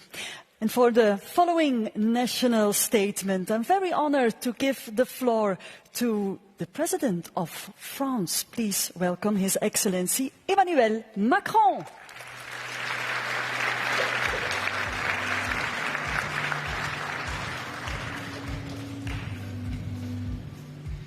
Thank you very much, President, Prime Ministers, dear Alexander, dear Raphael. Thank you. Thank you for this great initiative. And I think this is a very important moment because collectively we embody definitely this alliance of strength and willingness to do much more for climate, economies, and with business leaders, researchers, and so on, to build new solutions. I don't want to repeat what my colleague perfectly expressed, but our challenge is to deliver on climate change and reduce our CO2 emissions, is to improve our sovereignty by securing our energy, and it's to improve our competitiveness in order to create jobs at the same time. And it's true for all the regions of the planet being present here in this room. If you want to reconcile these three objectives, you need the relevant and consistent energy approach. Let me say that we can electrify our mobility, but if the electricity is produced with fossil fuel, it's a stupid move. You can decide to make a big move towards more electrification, but if you are totally dependent on complicated regions, let's say, in order to produce your own electricity, it could be a complicated move. And we experienced this type of vulnerability during the past few years. So how to reduce and produce a relevant low-carbon energy, for me, is based on three key elements. Efficiency, and how not to consume energy, which is definitely the less expensive energy. So innovation and efficiency. Second, renewables, which is a very smart way to produce low-carbon energy, but it's not pilotable, matter of fact. And third, nuclear energy, because it's a low-carbon, pilotable energy and source of electricity. This is why the comprehensive approach in order to deliver this agenda is based for me on efficiency, renewables, and nuclear energy. And this is why this alliance is so important, and the commitment taken in COP28 is so relevant. In order to do so, I just want to add a few remarks in the line of my colleague. First, we have to produce much more capacities. In France, we will produce 9 gigawatts, it's already on track. And on top of that, I will announce 14 gigawatts on top of it. All in all, it's around 50 gigawatts for the European countries to be produced in the years and decades to come. But in all the regions of the world being present here, it's a very important source of energy. And from Caucasus to Asia, Latin America, obviously the US, this is a very important way to do it, and de facto to reduce cost. Second, financing. Cost of financing, Robert mentioned it, is a very important part of precisely the competitiveness of this type of project. This is why we have to put the European Investment Bank, but to streamline our regulatory framework, to be neutral from a technological point of view in all the different regions, and to attract a lot of private investments because it's a relevant move. Third, it's very important to secure as well the industry and all the blocks of the value chain. And de facto, energy could be a huge source of jobs creation, a huge source of industrial development, because we will create or recreate in the different countries a lot of this value chain and a lot of jobs in order to produce the nuclear plants, to secure them, and to be in charge of the full-fledged function. It's very important as well to secure this different block of the value chain. Fourth, competences. One of the big issues, and we had this problem during the past decade in France, it's when you have shortage in some competences. This is why building this alliance and this commitment, we have now to be sure that we have the relevant planning in terms of education, training programs, to be sure that we have all the workers we need in order to produce. 5, waste management. One of the big issues, we discussed that with Alexander, and a big source of sensitiveness in our countries is obviously about the waste management. Let's still innovate. We have solutions. We do it in France and in a lot of countries being used of nuclear energy. But we can create new solutions, more regional solutions, and I speak for the Europeans especially. We can have a European approach in terms of waste management. It's something to be invented. 6, innovation.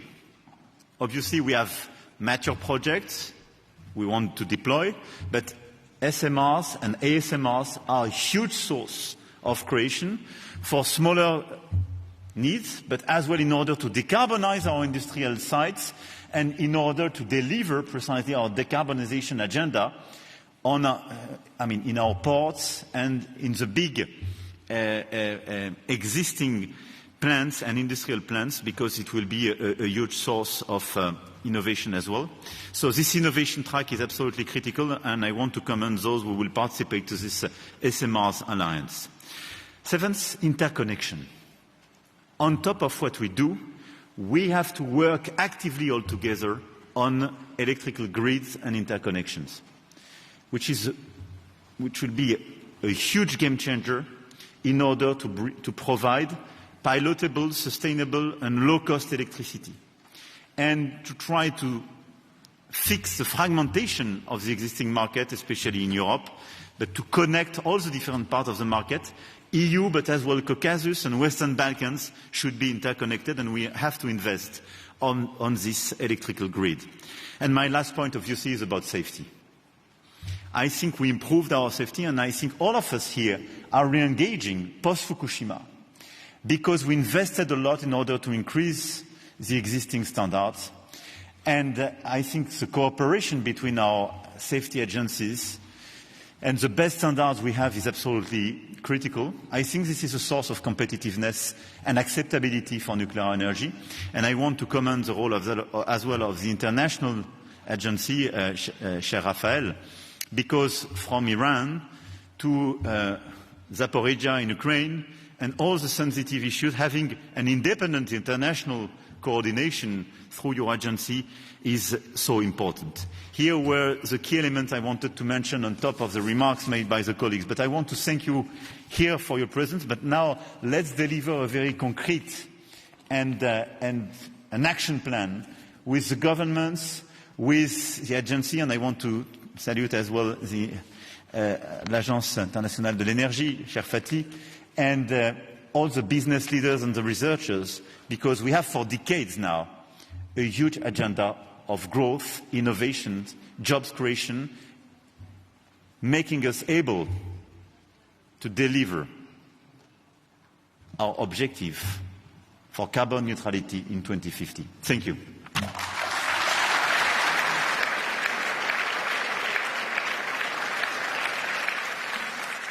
Thank you very much, President Macron.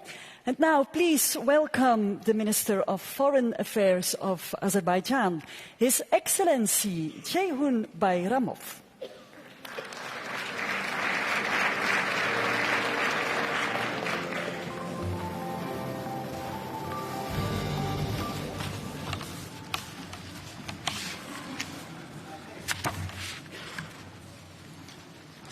Mr. Prime Minister, Director General, Heads of States and Governments, Ministers, ladies and gentlemen, we extend our thanks to Belgium and the International Atomic Energy Agency for the kind invitation.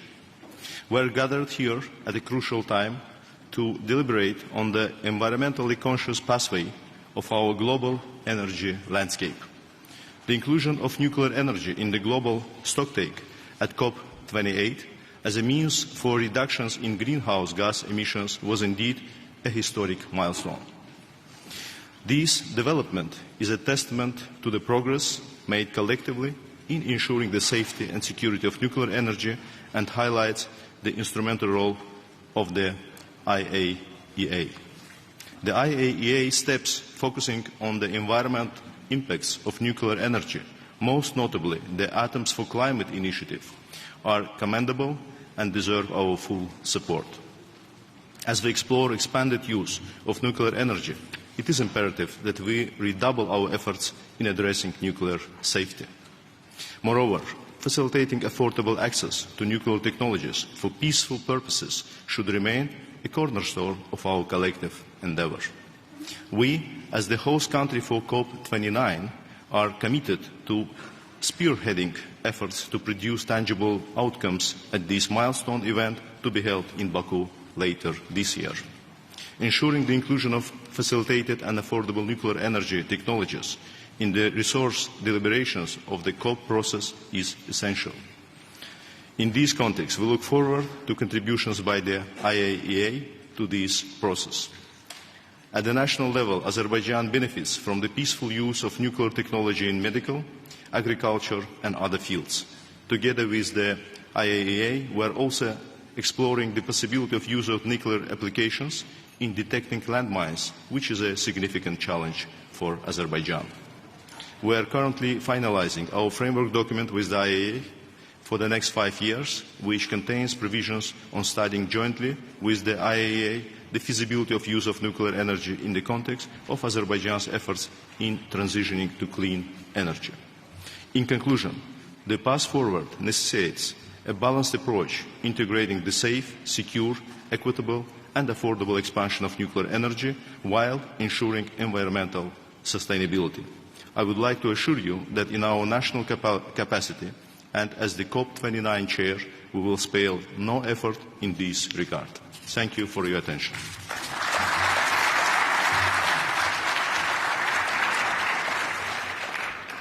Thank you very much, Your Excellency.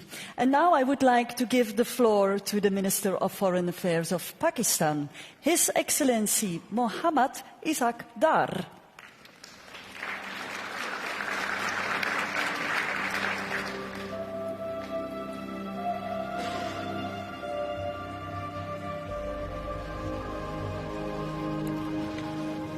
Honorable host, Prime Minister De Croo, Excellency Director General IAEA, Dr. Grossi, Excellencies Presidents, Prime Ministers, Deputy Prime Ministers, Ministers, and Honorable Delegates, ladies and gentlemen, very good afternoon. I thank the Government of Belgium and IAEA for organizing this first ever nuclear energy summit. The summit is taking place in times of rising energy demands and associated supply-side challenges triggered by wars, contestations, and climate change concerns. Energy security stands high on global priorities for both developing and developed world. We need clean and cost-effective energy. With immense power density, negligible carbon footprints, and the greenhouse emissions, nuclear energy offers a viable solution for the future. We endorse nuclear energy as one of the low-emission technologies in the recent COP28. Ladies and gentlemen, it is gratifying that technology innovations continue to make nuclear energy safer and more cost-effective. We must continue our focus on safety, waste management, and proliferation. States must also continue to ensure focus on nuclear safety and security, waste management, and compliance with non-proliferation obligations. Small modular reactors hold the promise of bringing nuclear power to remote or underserved communities, providing access to clean and affordable energy where it is needed the most.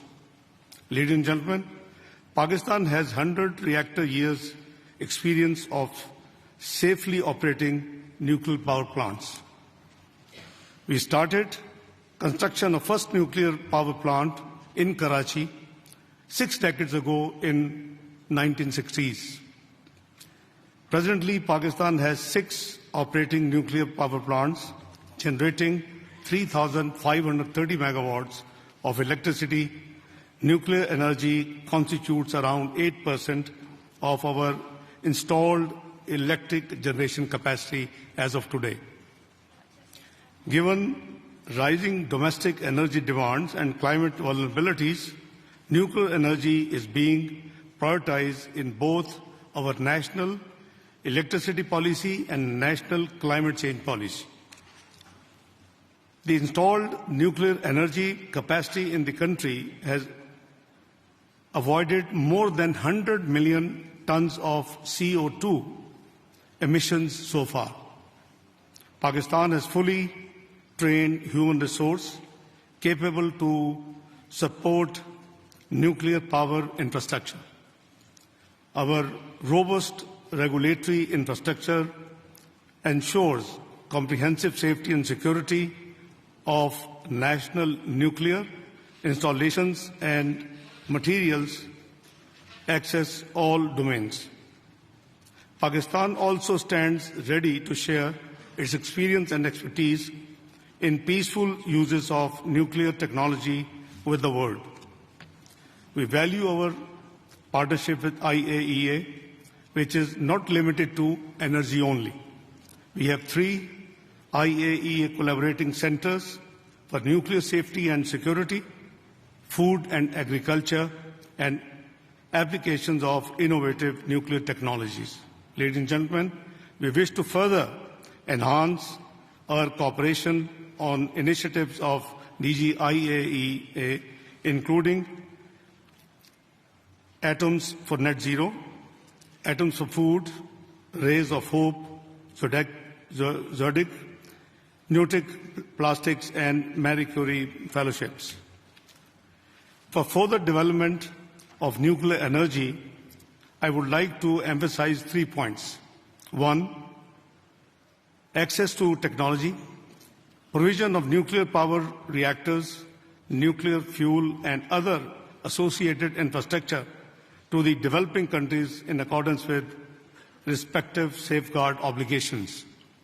2. Financing nuclear power projects, financing for nuclear energy through international financial institutions and multilateral development funds need to be catalyzed. 3. Increasing IAEA and Technical Cooperation Fund, IAEA capacity for technical assistance in peaceful uses of nuclear energy may be facilitated through either a dedicated funding stream or through enhanced alterations and allocations to existing technical cooperation fund. Pakistan will remain a steadfast partner of IAEA community and the international partners in further enhancing role of nuclear technology for energy and other peaceful purposes. I thank you all.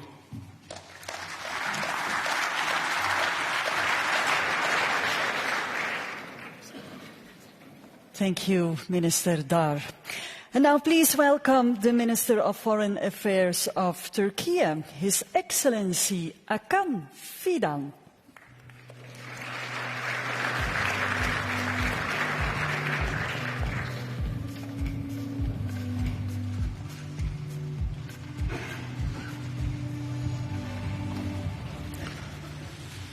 Dear Prime Minister, dear Director General, Honorable Heads of State and Government, and dear colleagues, it is a distinct pleasure to be at the first Nuclear Energy Summit. Therefore, we thank Belgium and the IAEA for organizing this timely meeting. The summit constitutes a turning point concerning the future of civil nuclear energy. Here we acknowledge the role of civil nuclear energy in energy security and the fight against climate change. Turkey has already been implementing a solid energy route and source diversification strategy with an ambitious clean energy transition agenda. As a fast-growing industrial economy, we had to introduce new energy supply programs. Therefore, we stepped into the civil nuclear arena. The Akkuyu nuclear power plant is our flagship project. Once fully operational, it will meet 10% of our electricity demand. Our objective is to raise this level by building additional conventional plants as well as small modular reactors. As an embarking country, we have been applying the highest international safety standards in cooperation with the agency. I would also like to highlight the importance of global cooperation for financing of nuclear energy projects. Excellencies, the situation in Zaporizhzhia nuclear power plant is a serious concern for us. Our country and the region had to endure the Chernobyl disaster many years ago. We simply cannot afford another one. Turkey undertakes several initiatives to avert a dreadful episode in Zaporizhzhia. We also support the Director General's efforts in this regard. The use or threat to use of nuclear weapons is not acceptable. Particularly, the rhetoric about nuclear weapons casts shadow on our common pursuit for a secure and energy-wise clean future. The most stressful region in this regard is the Middle East. While the carnage in Gaza goes on, Israeli officials' narrative on nuclear weapons cannot be simply shrugged off as reckless. Turkey, therefore, reiterates its call for denuclearizing the region to avoid a possible nuclear arms race.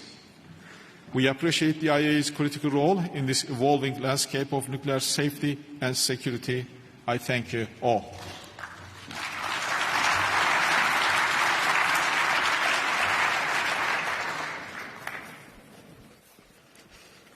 Thank you very much, Your Excellency. And for the following statement, I would like to ask a warm welcome to the Parliamentary Vice Minister of Foreign Affairs of Japan, His Excellency Masahiro Komura.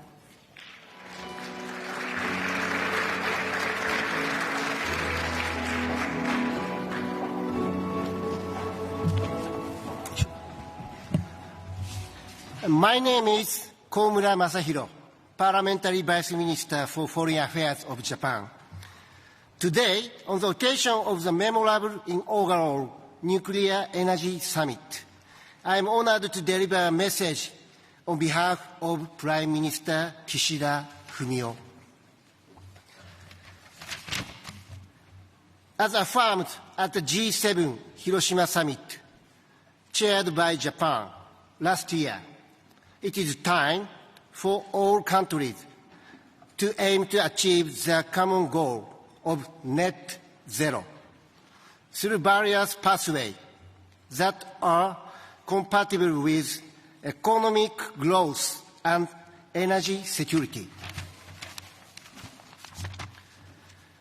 To achieve this goal, it is essential to introduce clean energy to the greatest extent possible.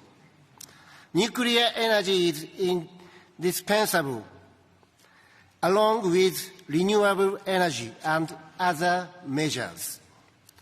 We must devise strategies to attract further investment, which is necessary to enhance the use of nuclear energy. Japan commits to thorough energy conservation and to prioritize renewable energy as its primary power source. At the same time, Japan will continuously reflect upon the lessons from the accident at the Fukushima Daiichi nuclear power station and ensure that the use of nuclear power places safety as its top priority. Excellencies, implementing green transformation, or GX, to enhance energy security, while also advancing decarbonization, is an important concern.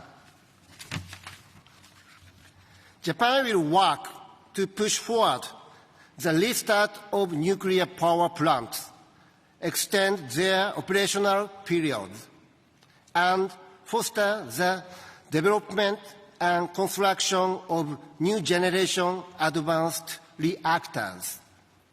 Furthermore, Japan will promote research and development through global collaboration and strive to establish a robust supply chain.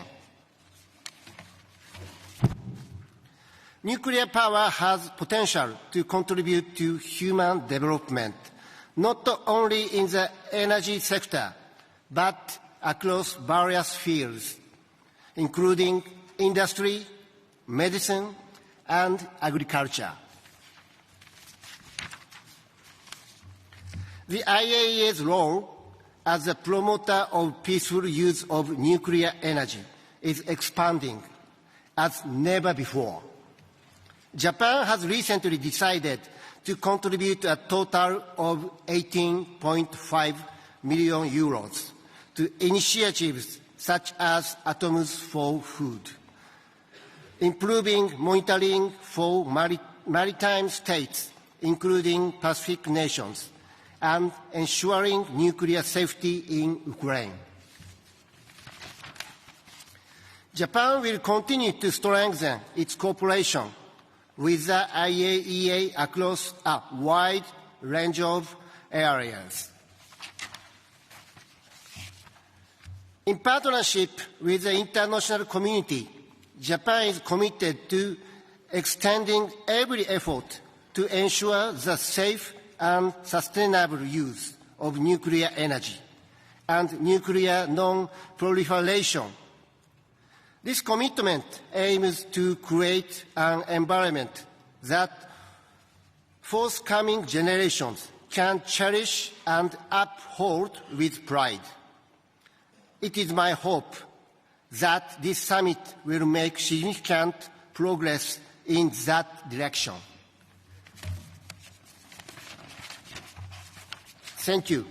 Kishida Fumio, Prime Minister of Japan, led out by Komura Masahiro, Parliamentary Vice Minister for Foreign Affairs. Thank you.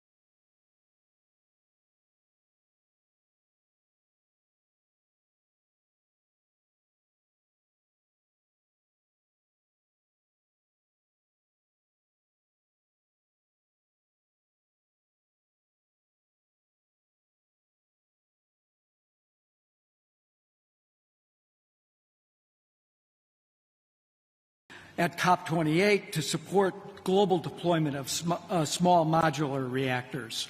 And in 2021 and 2022, the U.S. Trade and Development Agency completed a $10 million study for a large reactor project in Poland and a $28 million study for the first phase of an SMR project in Romania. The U.S. nuclear industry is ready to do its part to address the climate crisis and help the world build safe, secure, reliable nuclear power. We also need to work together to build safe, reliable, and secure fuel supplies that reduce reliance on any one country or actor. At COP28, the United States, Japan, Canada, France, and the UK announced we would collectively mobilize at least $4.2 billion in government-led investments to enhance enrichment and conversion capacity over the next 3 years, and we've already surpassed that goal just a few months later. We're committed to working domestically and globally to keep the 1.5 degree C within reach and to make sure that nuclear energy does its part to build a safer, cleaner, better future for our entire planet. Thank you.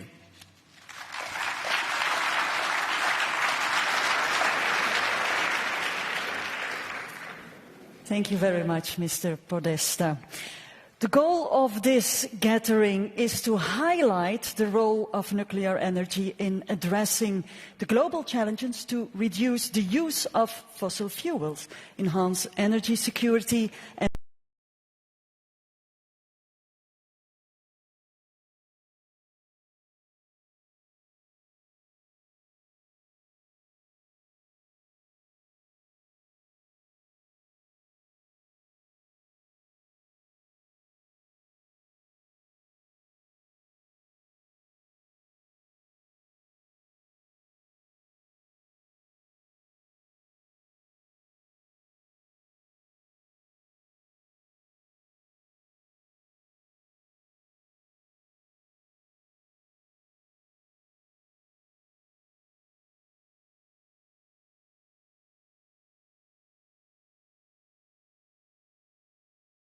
at our fingertips. All the projects, investments, numbers. And 2.5 years ago, in Paris, there was a major nuclear meeting, 2.5 years ago. And at that meeting, I dare to say, nuclear is ready to make a comeback.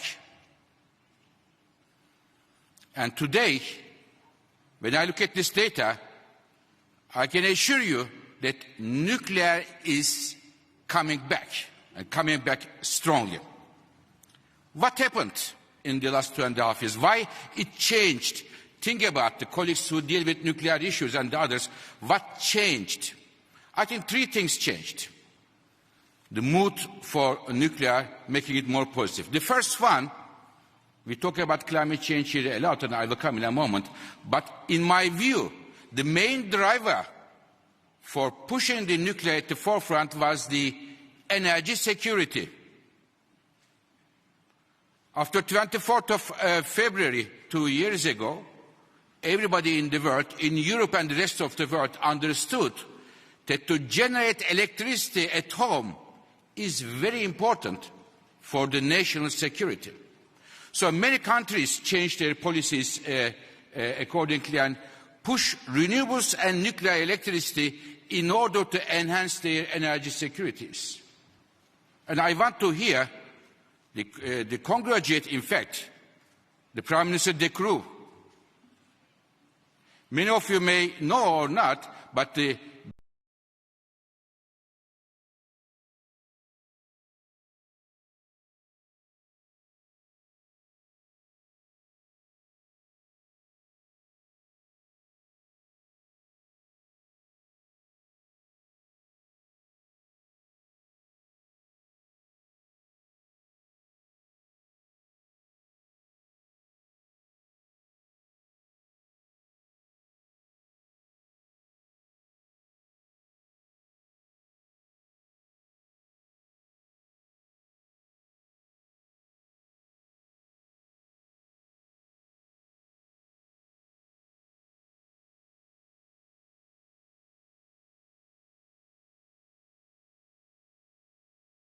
And, ladies and gentlemen, it is looking very good for nuclear, but a success is not taken for granted.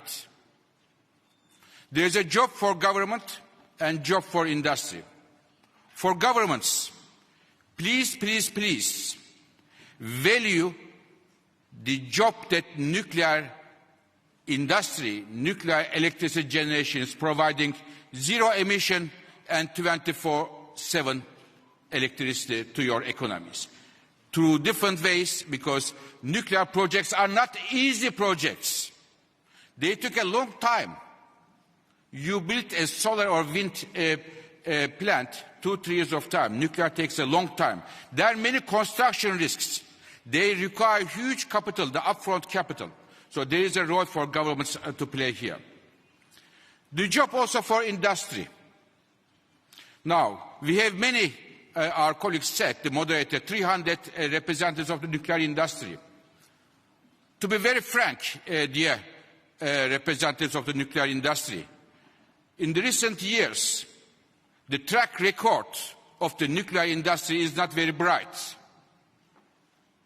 And I think nuclear industry needs to, now, as Madame von der Leyen said, the President, more disciplined and try to deliver on time and on budget.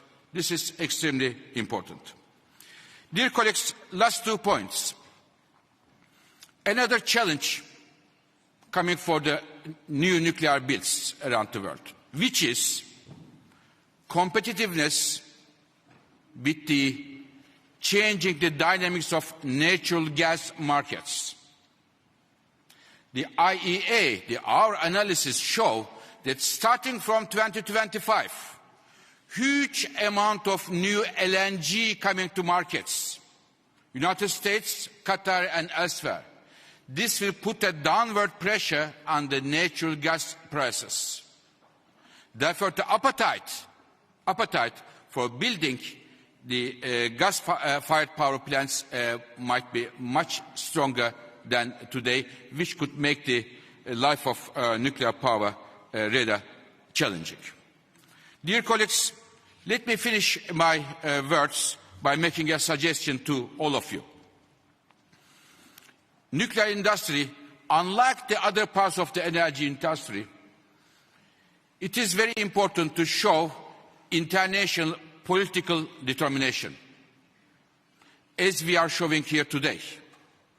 So my suggestion is, to this meeting, organized and hosted kindly by the Prime Minister De Croo and my friend Rafael, maybe this meeting can be a regular meeting at the international level to review what we are doing, what we are achieving, and what is the next step to take stock. And International Energy Agency will be very happy to support this initiative. Thank you very much.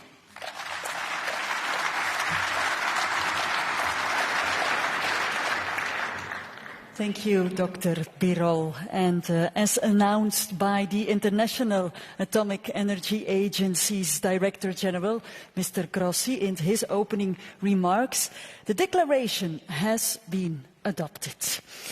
So, once again, thank you and yes. Thank you, dear Excellencies, for your contributions to this summit. And we will now take a break and continue at approximately 1:30 p.m. with the remaining national statements. Allow me to invite you all for some refreshments, for a light lunch in the Delegates' Lounge in Event Hall 10. Thank you.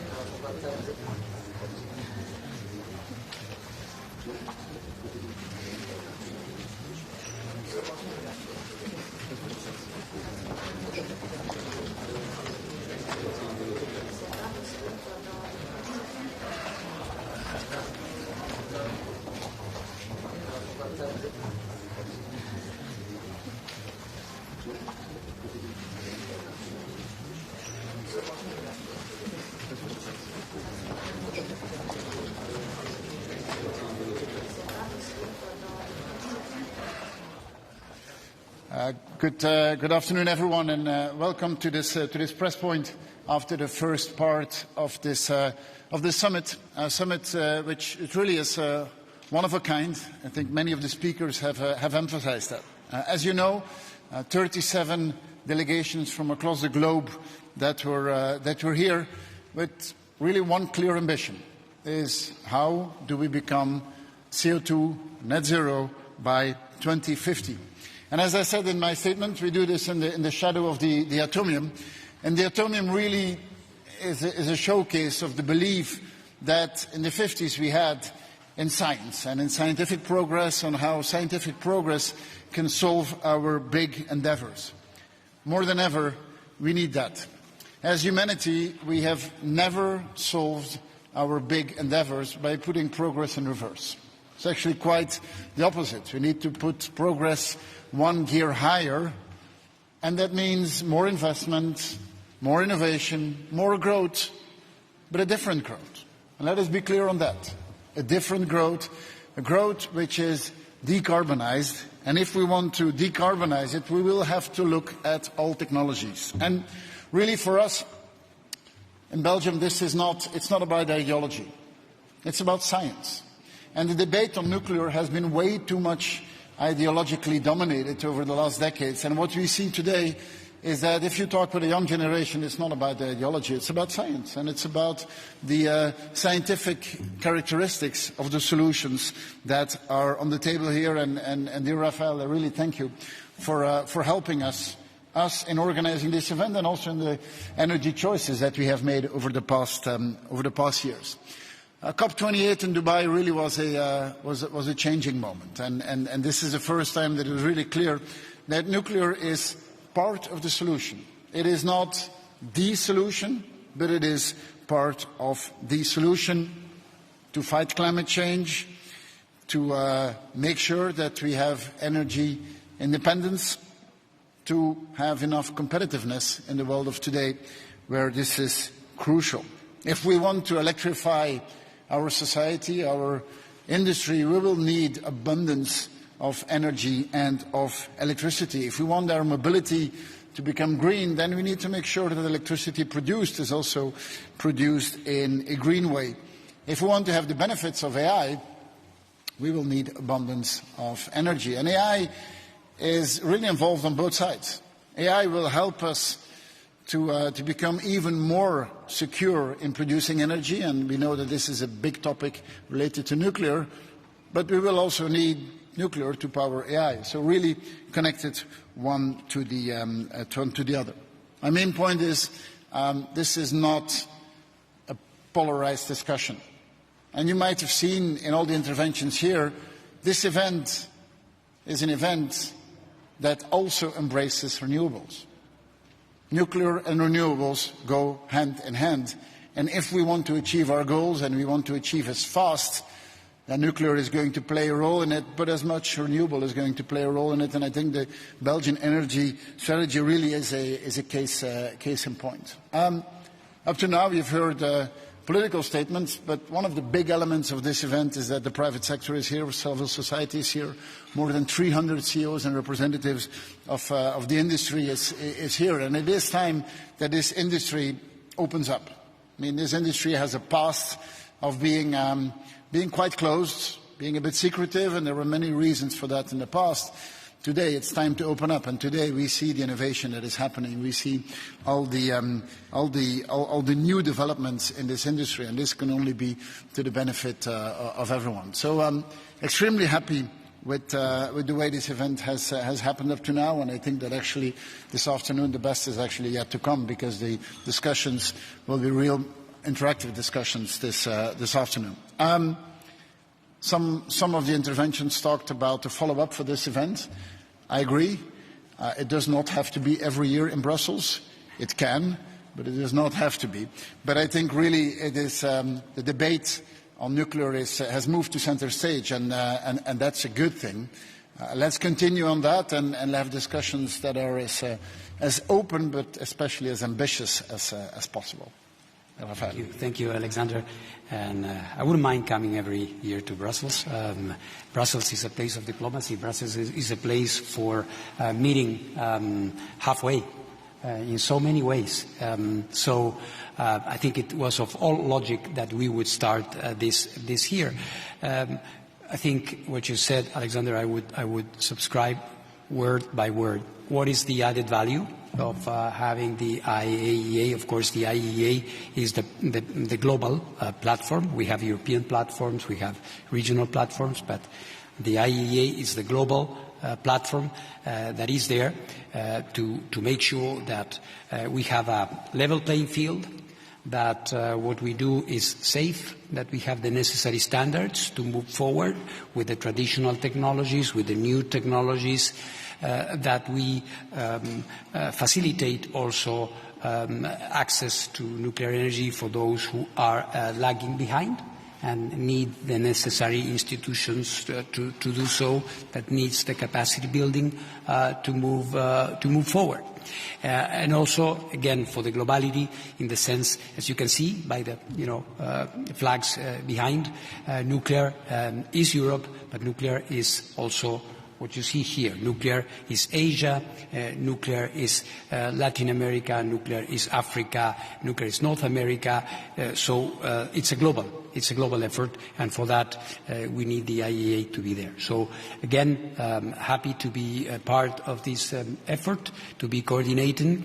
Of course, there will be follow-up of this. The important thing, and I guess this is something concrete that we are taking from this first summit is the idea that we have to tackle still the knots we have to untie. I wouldn't call them challenges. For every human activity, there are things that need to be solved. In this case, we have a lot of work to do in terms of the financing, nationally, regionally, with banks, with institutions, so that they are up to speed as well with what the market wants and what countries want. So I will stop here, also take your questions. Thank you very much. Thank you, Rafael. Any questions? Yes, please, go ahead. There is microphones that will come your way. Please, Thank you. State who you are and then your question. John Inger from Bloomberg News. Viktor Orban in his statement today talked about Russian nuclear fuel, but it's not just a problem that Hungary has. A lot of European countries are reliant on Russian supplies of nuclear fuel. How worried are you that this push for a nuclear revival is just going to play into the hands of Moscow when providing these kind of fuels? Thank you. Well, adapting supply chains take time, and doing it in a secure and a reliable way takes time, but it is clearly one of the assignments to the industry and to governments working on this is to adapt supply chains as fast as possible, and also there to disconnect from Russian supply. But we need to balance things. I mean, in a sense, if you want to decarbonize, if you want to reduce CO2 production, we need to make sure that our nuclear power plants can continue. And as said, we can do all the renewable in the world, and I'm a big fan of doing more renewables, but we'll need nuclear as well to reduce CO2 emission as fast as possible. Yes. Yes, please go ahead. Sir? Yeah. Hello, Rumiana Vakarelska from NucNet News Agency, Nuclear Power News Agency. My question is specifically to Mr. Grossi. How is your organization changing in line with the tripling of nuclear power capacity building across the world? Tell us a little bit if we are going to look at any changes in the International Atomic Energy Agency. Certainly, we are doing that very actively. One thing that we have done, for example, is that, you may have heard in the statements, there is a lot of reference to small modular reactors. People talk about that more than they know what exactly these are. And we at the IAEA have all the technology, information, and the capacity to help countries that are interested in this type of technology. We are giving countries the necessary, indispensable elements on a regulatory level to be able to host nuclear infrastructure safely. We are also, at the request of many countries, we are assisting them in evaluating the bids. You know that there is of course, the IAEA is commercially neutral. We are at the service of every state, but they are approached, and very rightly so, by many vendors, and countries come to us so that we can give them an impartial look at things, considering what is their national infrastructure, their national possibilities, so that any concrete move is based on more solid, assumptions. Thank you.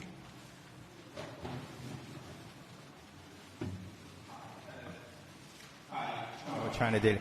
I want to ask about the global cooperation. In the height of the Cold War, there was a Soviet-U.S. cooperation in fighting polio.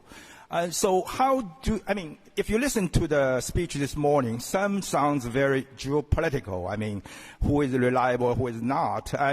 So if you talk about China, Russia, U.S., France, just give a few countries who are leaders in nuclear energy, how you would do to ensure global cooperation, not a bifurcation, of this, nuclear energy, because we're fighting the same enemy, climate change, and to achieve net zero. Thank you. I agree. I mean, we are always better off working together in the world in fighting our big challenges, and climate change is something where all of us are partners. We're all of us partners. In some other domains, we might be rivals or enemies, but in fighting climate change, we're partners, and definitely in nuclear, we see that on the issues, for example, of nuclear security, we continue working together, and that's to the benefit of everyone. On the energy strategy point of view, the more diversified you are of technologies and of origins, the more stable you are. It would be a mistake to turn our back to the rest of the world, and we Europeans have no intention of that. We want to continue to be open to the world and continue trading with the rest of the world and continue investing together with the rest of the world, and I think that nuclear is one of those domains where there's many good reasons to continue working together. Yeah, there in the middle.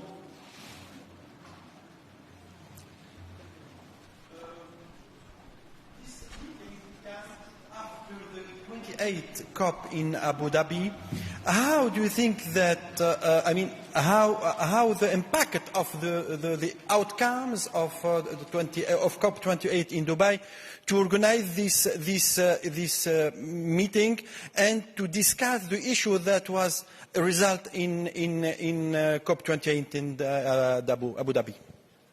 Yeah, well, thank you, Alexander. COP28 was obviously a watershed, in the sense that every country, not only countries that have nuclear energy or want to have nuclear energy, every country agreed that nuclear energy is part of the solution, and not only that it should be accelerated. This was very important. It may look bureaucratic at first sight, but it is not, because many decisions, political decisions at financial institutions depend on governments either wanting something or not opposing it, which is very, very important as well. And we have seen cases of that. So what we need is to have a basic fundamental consensus around the idea that those wanting and having nuclear should be helped in doing so. So after Dubai, and I can tell you that I had been before Dubai in previous COPs, and the dialogue was different, the tone was different, nuclear was not welcomed. So, and we knew what we know now. The thing was that, politically speaking, there was a divide. Now, I think there is a convergence. There is an idea that there is a bigger problem that we need to deal with, and I think it's very promising. And this is why there is a summit now. There has never been one before. Why there is one now? Just rapidly, the decision to organize a summit like this was made before Dubai. But it shows that, great minds think alike. Who's next? Yep, there. Bonjour, je me permets de poser ma question en français, je vous épargne mon anglais. Paul Messade de chez Euractiv. J'ai deux questions plutôt pour Monsieur De Croo. Premièrement, comment qualifieriez-vous l'approche actuelle de la Commission européenne sur le nucléaire? Est-elle en train de révolutionner doctrinalement? Et puis deuxième question, est-ce que vous pensez qu'EDF, en tant que principal énergéticien d'Europe, doit être privilégié pour les marchés européens? Merci beaucoup. Je ne suis pas 100% sûr que j'ai tout pu comprendre. Mais donc la question était si on trouve que EDF a une position trop privilégiée dans le marché européen, c'est ça? Justement, il faut privilégier EDF pour le marché européen du nucléaire, du nouveau nucléaire. Non, EDF c'est un opérateur comme il y en a d'autres. En Belgique c'est Engie, dans d'autres pays il y en a d'autres. C'est naturellement un des opérateurs qui a la plus d'expertise. Mais dans ce monde-ci, on a besoin de travailler ensemble. À un moment donné, l'année passée, je pense que beaucoup de centrales françaises étaient non actives. Et du côté belge, on a fait ce qui était nécessaire pour éviter qu'il y avait un blackout dans le nord de la France. Il n'y a personne qui peut être une solution tout seul, mais on compte sur un secteur privé qui nous amène l'efficacité, l'innovation, etc. Mais on voit bien que pour ce genre d'investissement, l'implication de l'État est quand même assez importante.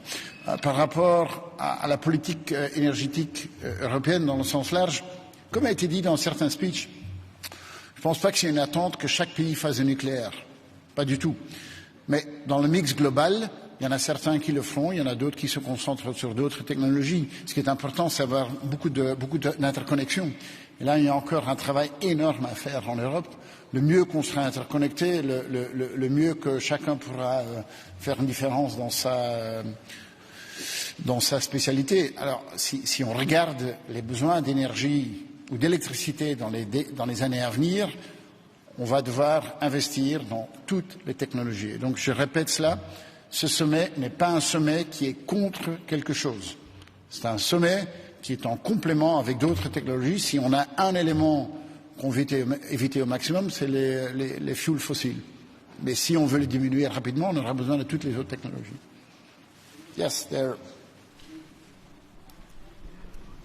Thanks very much, Prime Minister. Christine Munder from Deutsche Welle. I heard that one of the obstacles to scaling up nuclear is mobilizing financing. And in a situation where people are having to make the decision between renewables and nuclear, is it not potentially looking like wealthier countries are potentially shrinking the pool of funding for example, renewables that countries in Africa, for example, could likely afford, so that you guys can refurbish your old nuclear power plants? Interesting question. On the Belgian side, we're refurbishing it with our own investments. We're not using any external financing. It's 50-50, the operator, and we do the other 50%. So I'm not sure that multilateral financing is being used to refurbish plants in the Western world. There is a discussion now on the capacity of the European Investment Bank to be active in nuclear. And I think that is a valid discussion, and I'm in favor that they could. I think that we as legislators, we have to be clear on the objective. And the objective is reducing CO2 as fast as possible. But you need to be open on the method being used. Innovation is not something that governments are good at. The private sector is good at that. And we should be quite open on what's the technology being used to achieve it. Now, is it offshore wind? Is it photovoltaic? Is it nuclear? Is it in the future fusion? That's not for me to decide. So to me, a multilateral bank should not be saying, I will finance this and not finance something else. I think they should be as technology agnostic as possible. I think multilateral banks are effective when they are a lever for private financing. There is not a lack of private financing in the world today. Quite the contrary. What lacks is the right circumstances to get that private financing going, and then the multilateral bank should be a lever to multiply the private investment. Maybe two more questions, and then I fear we have to go. Yes, there, and then we'll go that side. Afsa Alami, Al Jazeera Net. First, you were talking about all the flags behind you. And in the Arab world, we have a lot of countries. So my question is, what is the problem? Why we don't have a lot of Arab countries talking nuclear now? My second question, where did the Iranian nuclear agreement reach? Thank you. Well, maybe rapidly, Egypt is here, Saudi Arabia is here. I don't know if Pakistan, Bangladesh, you could count it as Arab countries. I mean, but saying that the Arab world is not here, I think is not correct. But maybe Rafael can help me out here. And here we don't have like 4. Okay, that's an assignment for the next summit. But I think that if you look here, every continent is present except for Australia and New Zealand. Okay, last one there.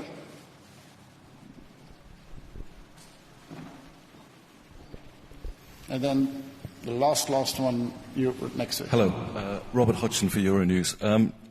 You're currently the EU Council presidency holder, and we have pro-nuclear Hungary next. What do you want to see from the next Commission with regards to promoting the development of nuclear power in the EU? And do you see any risk of a sort of split between member states, pro-nuclear and anti-nuclear?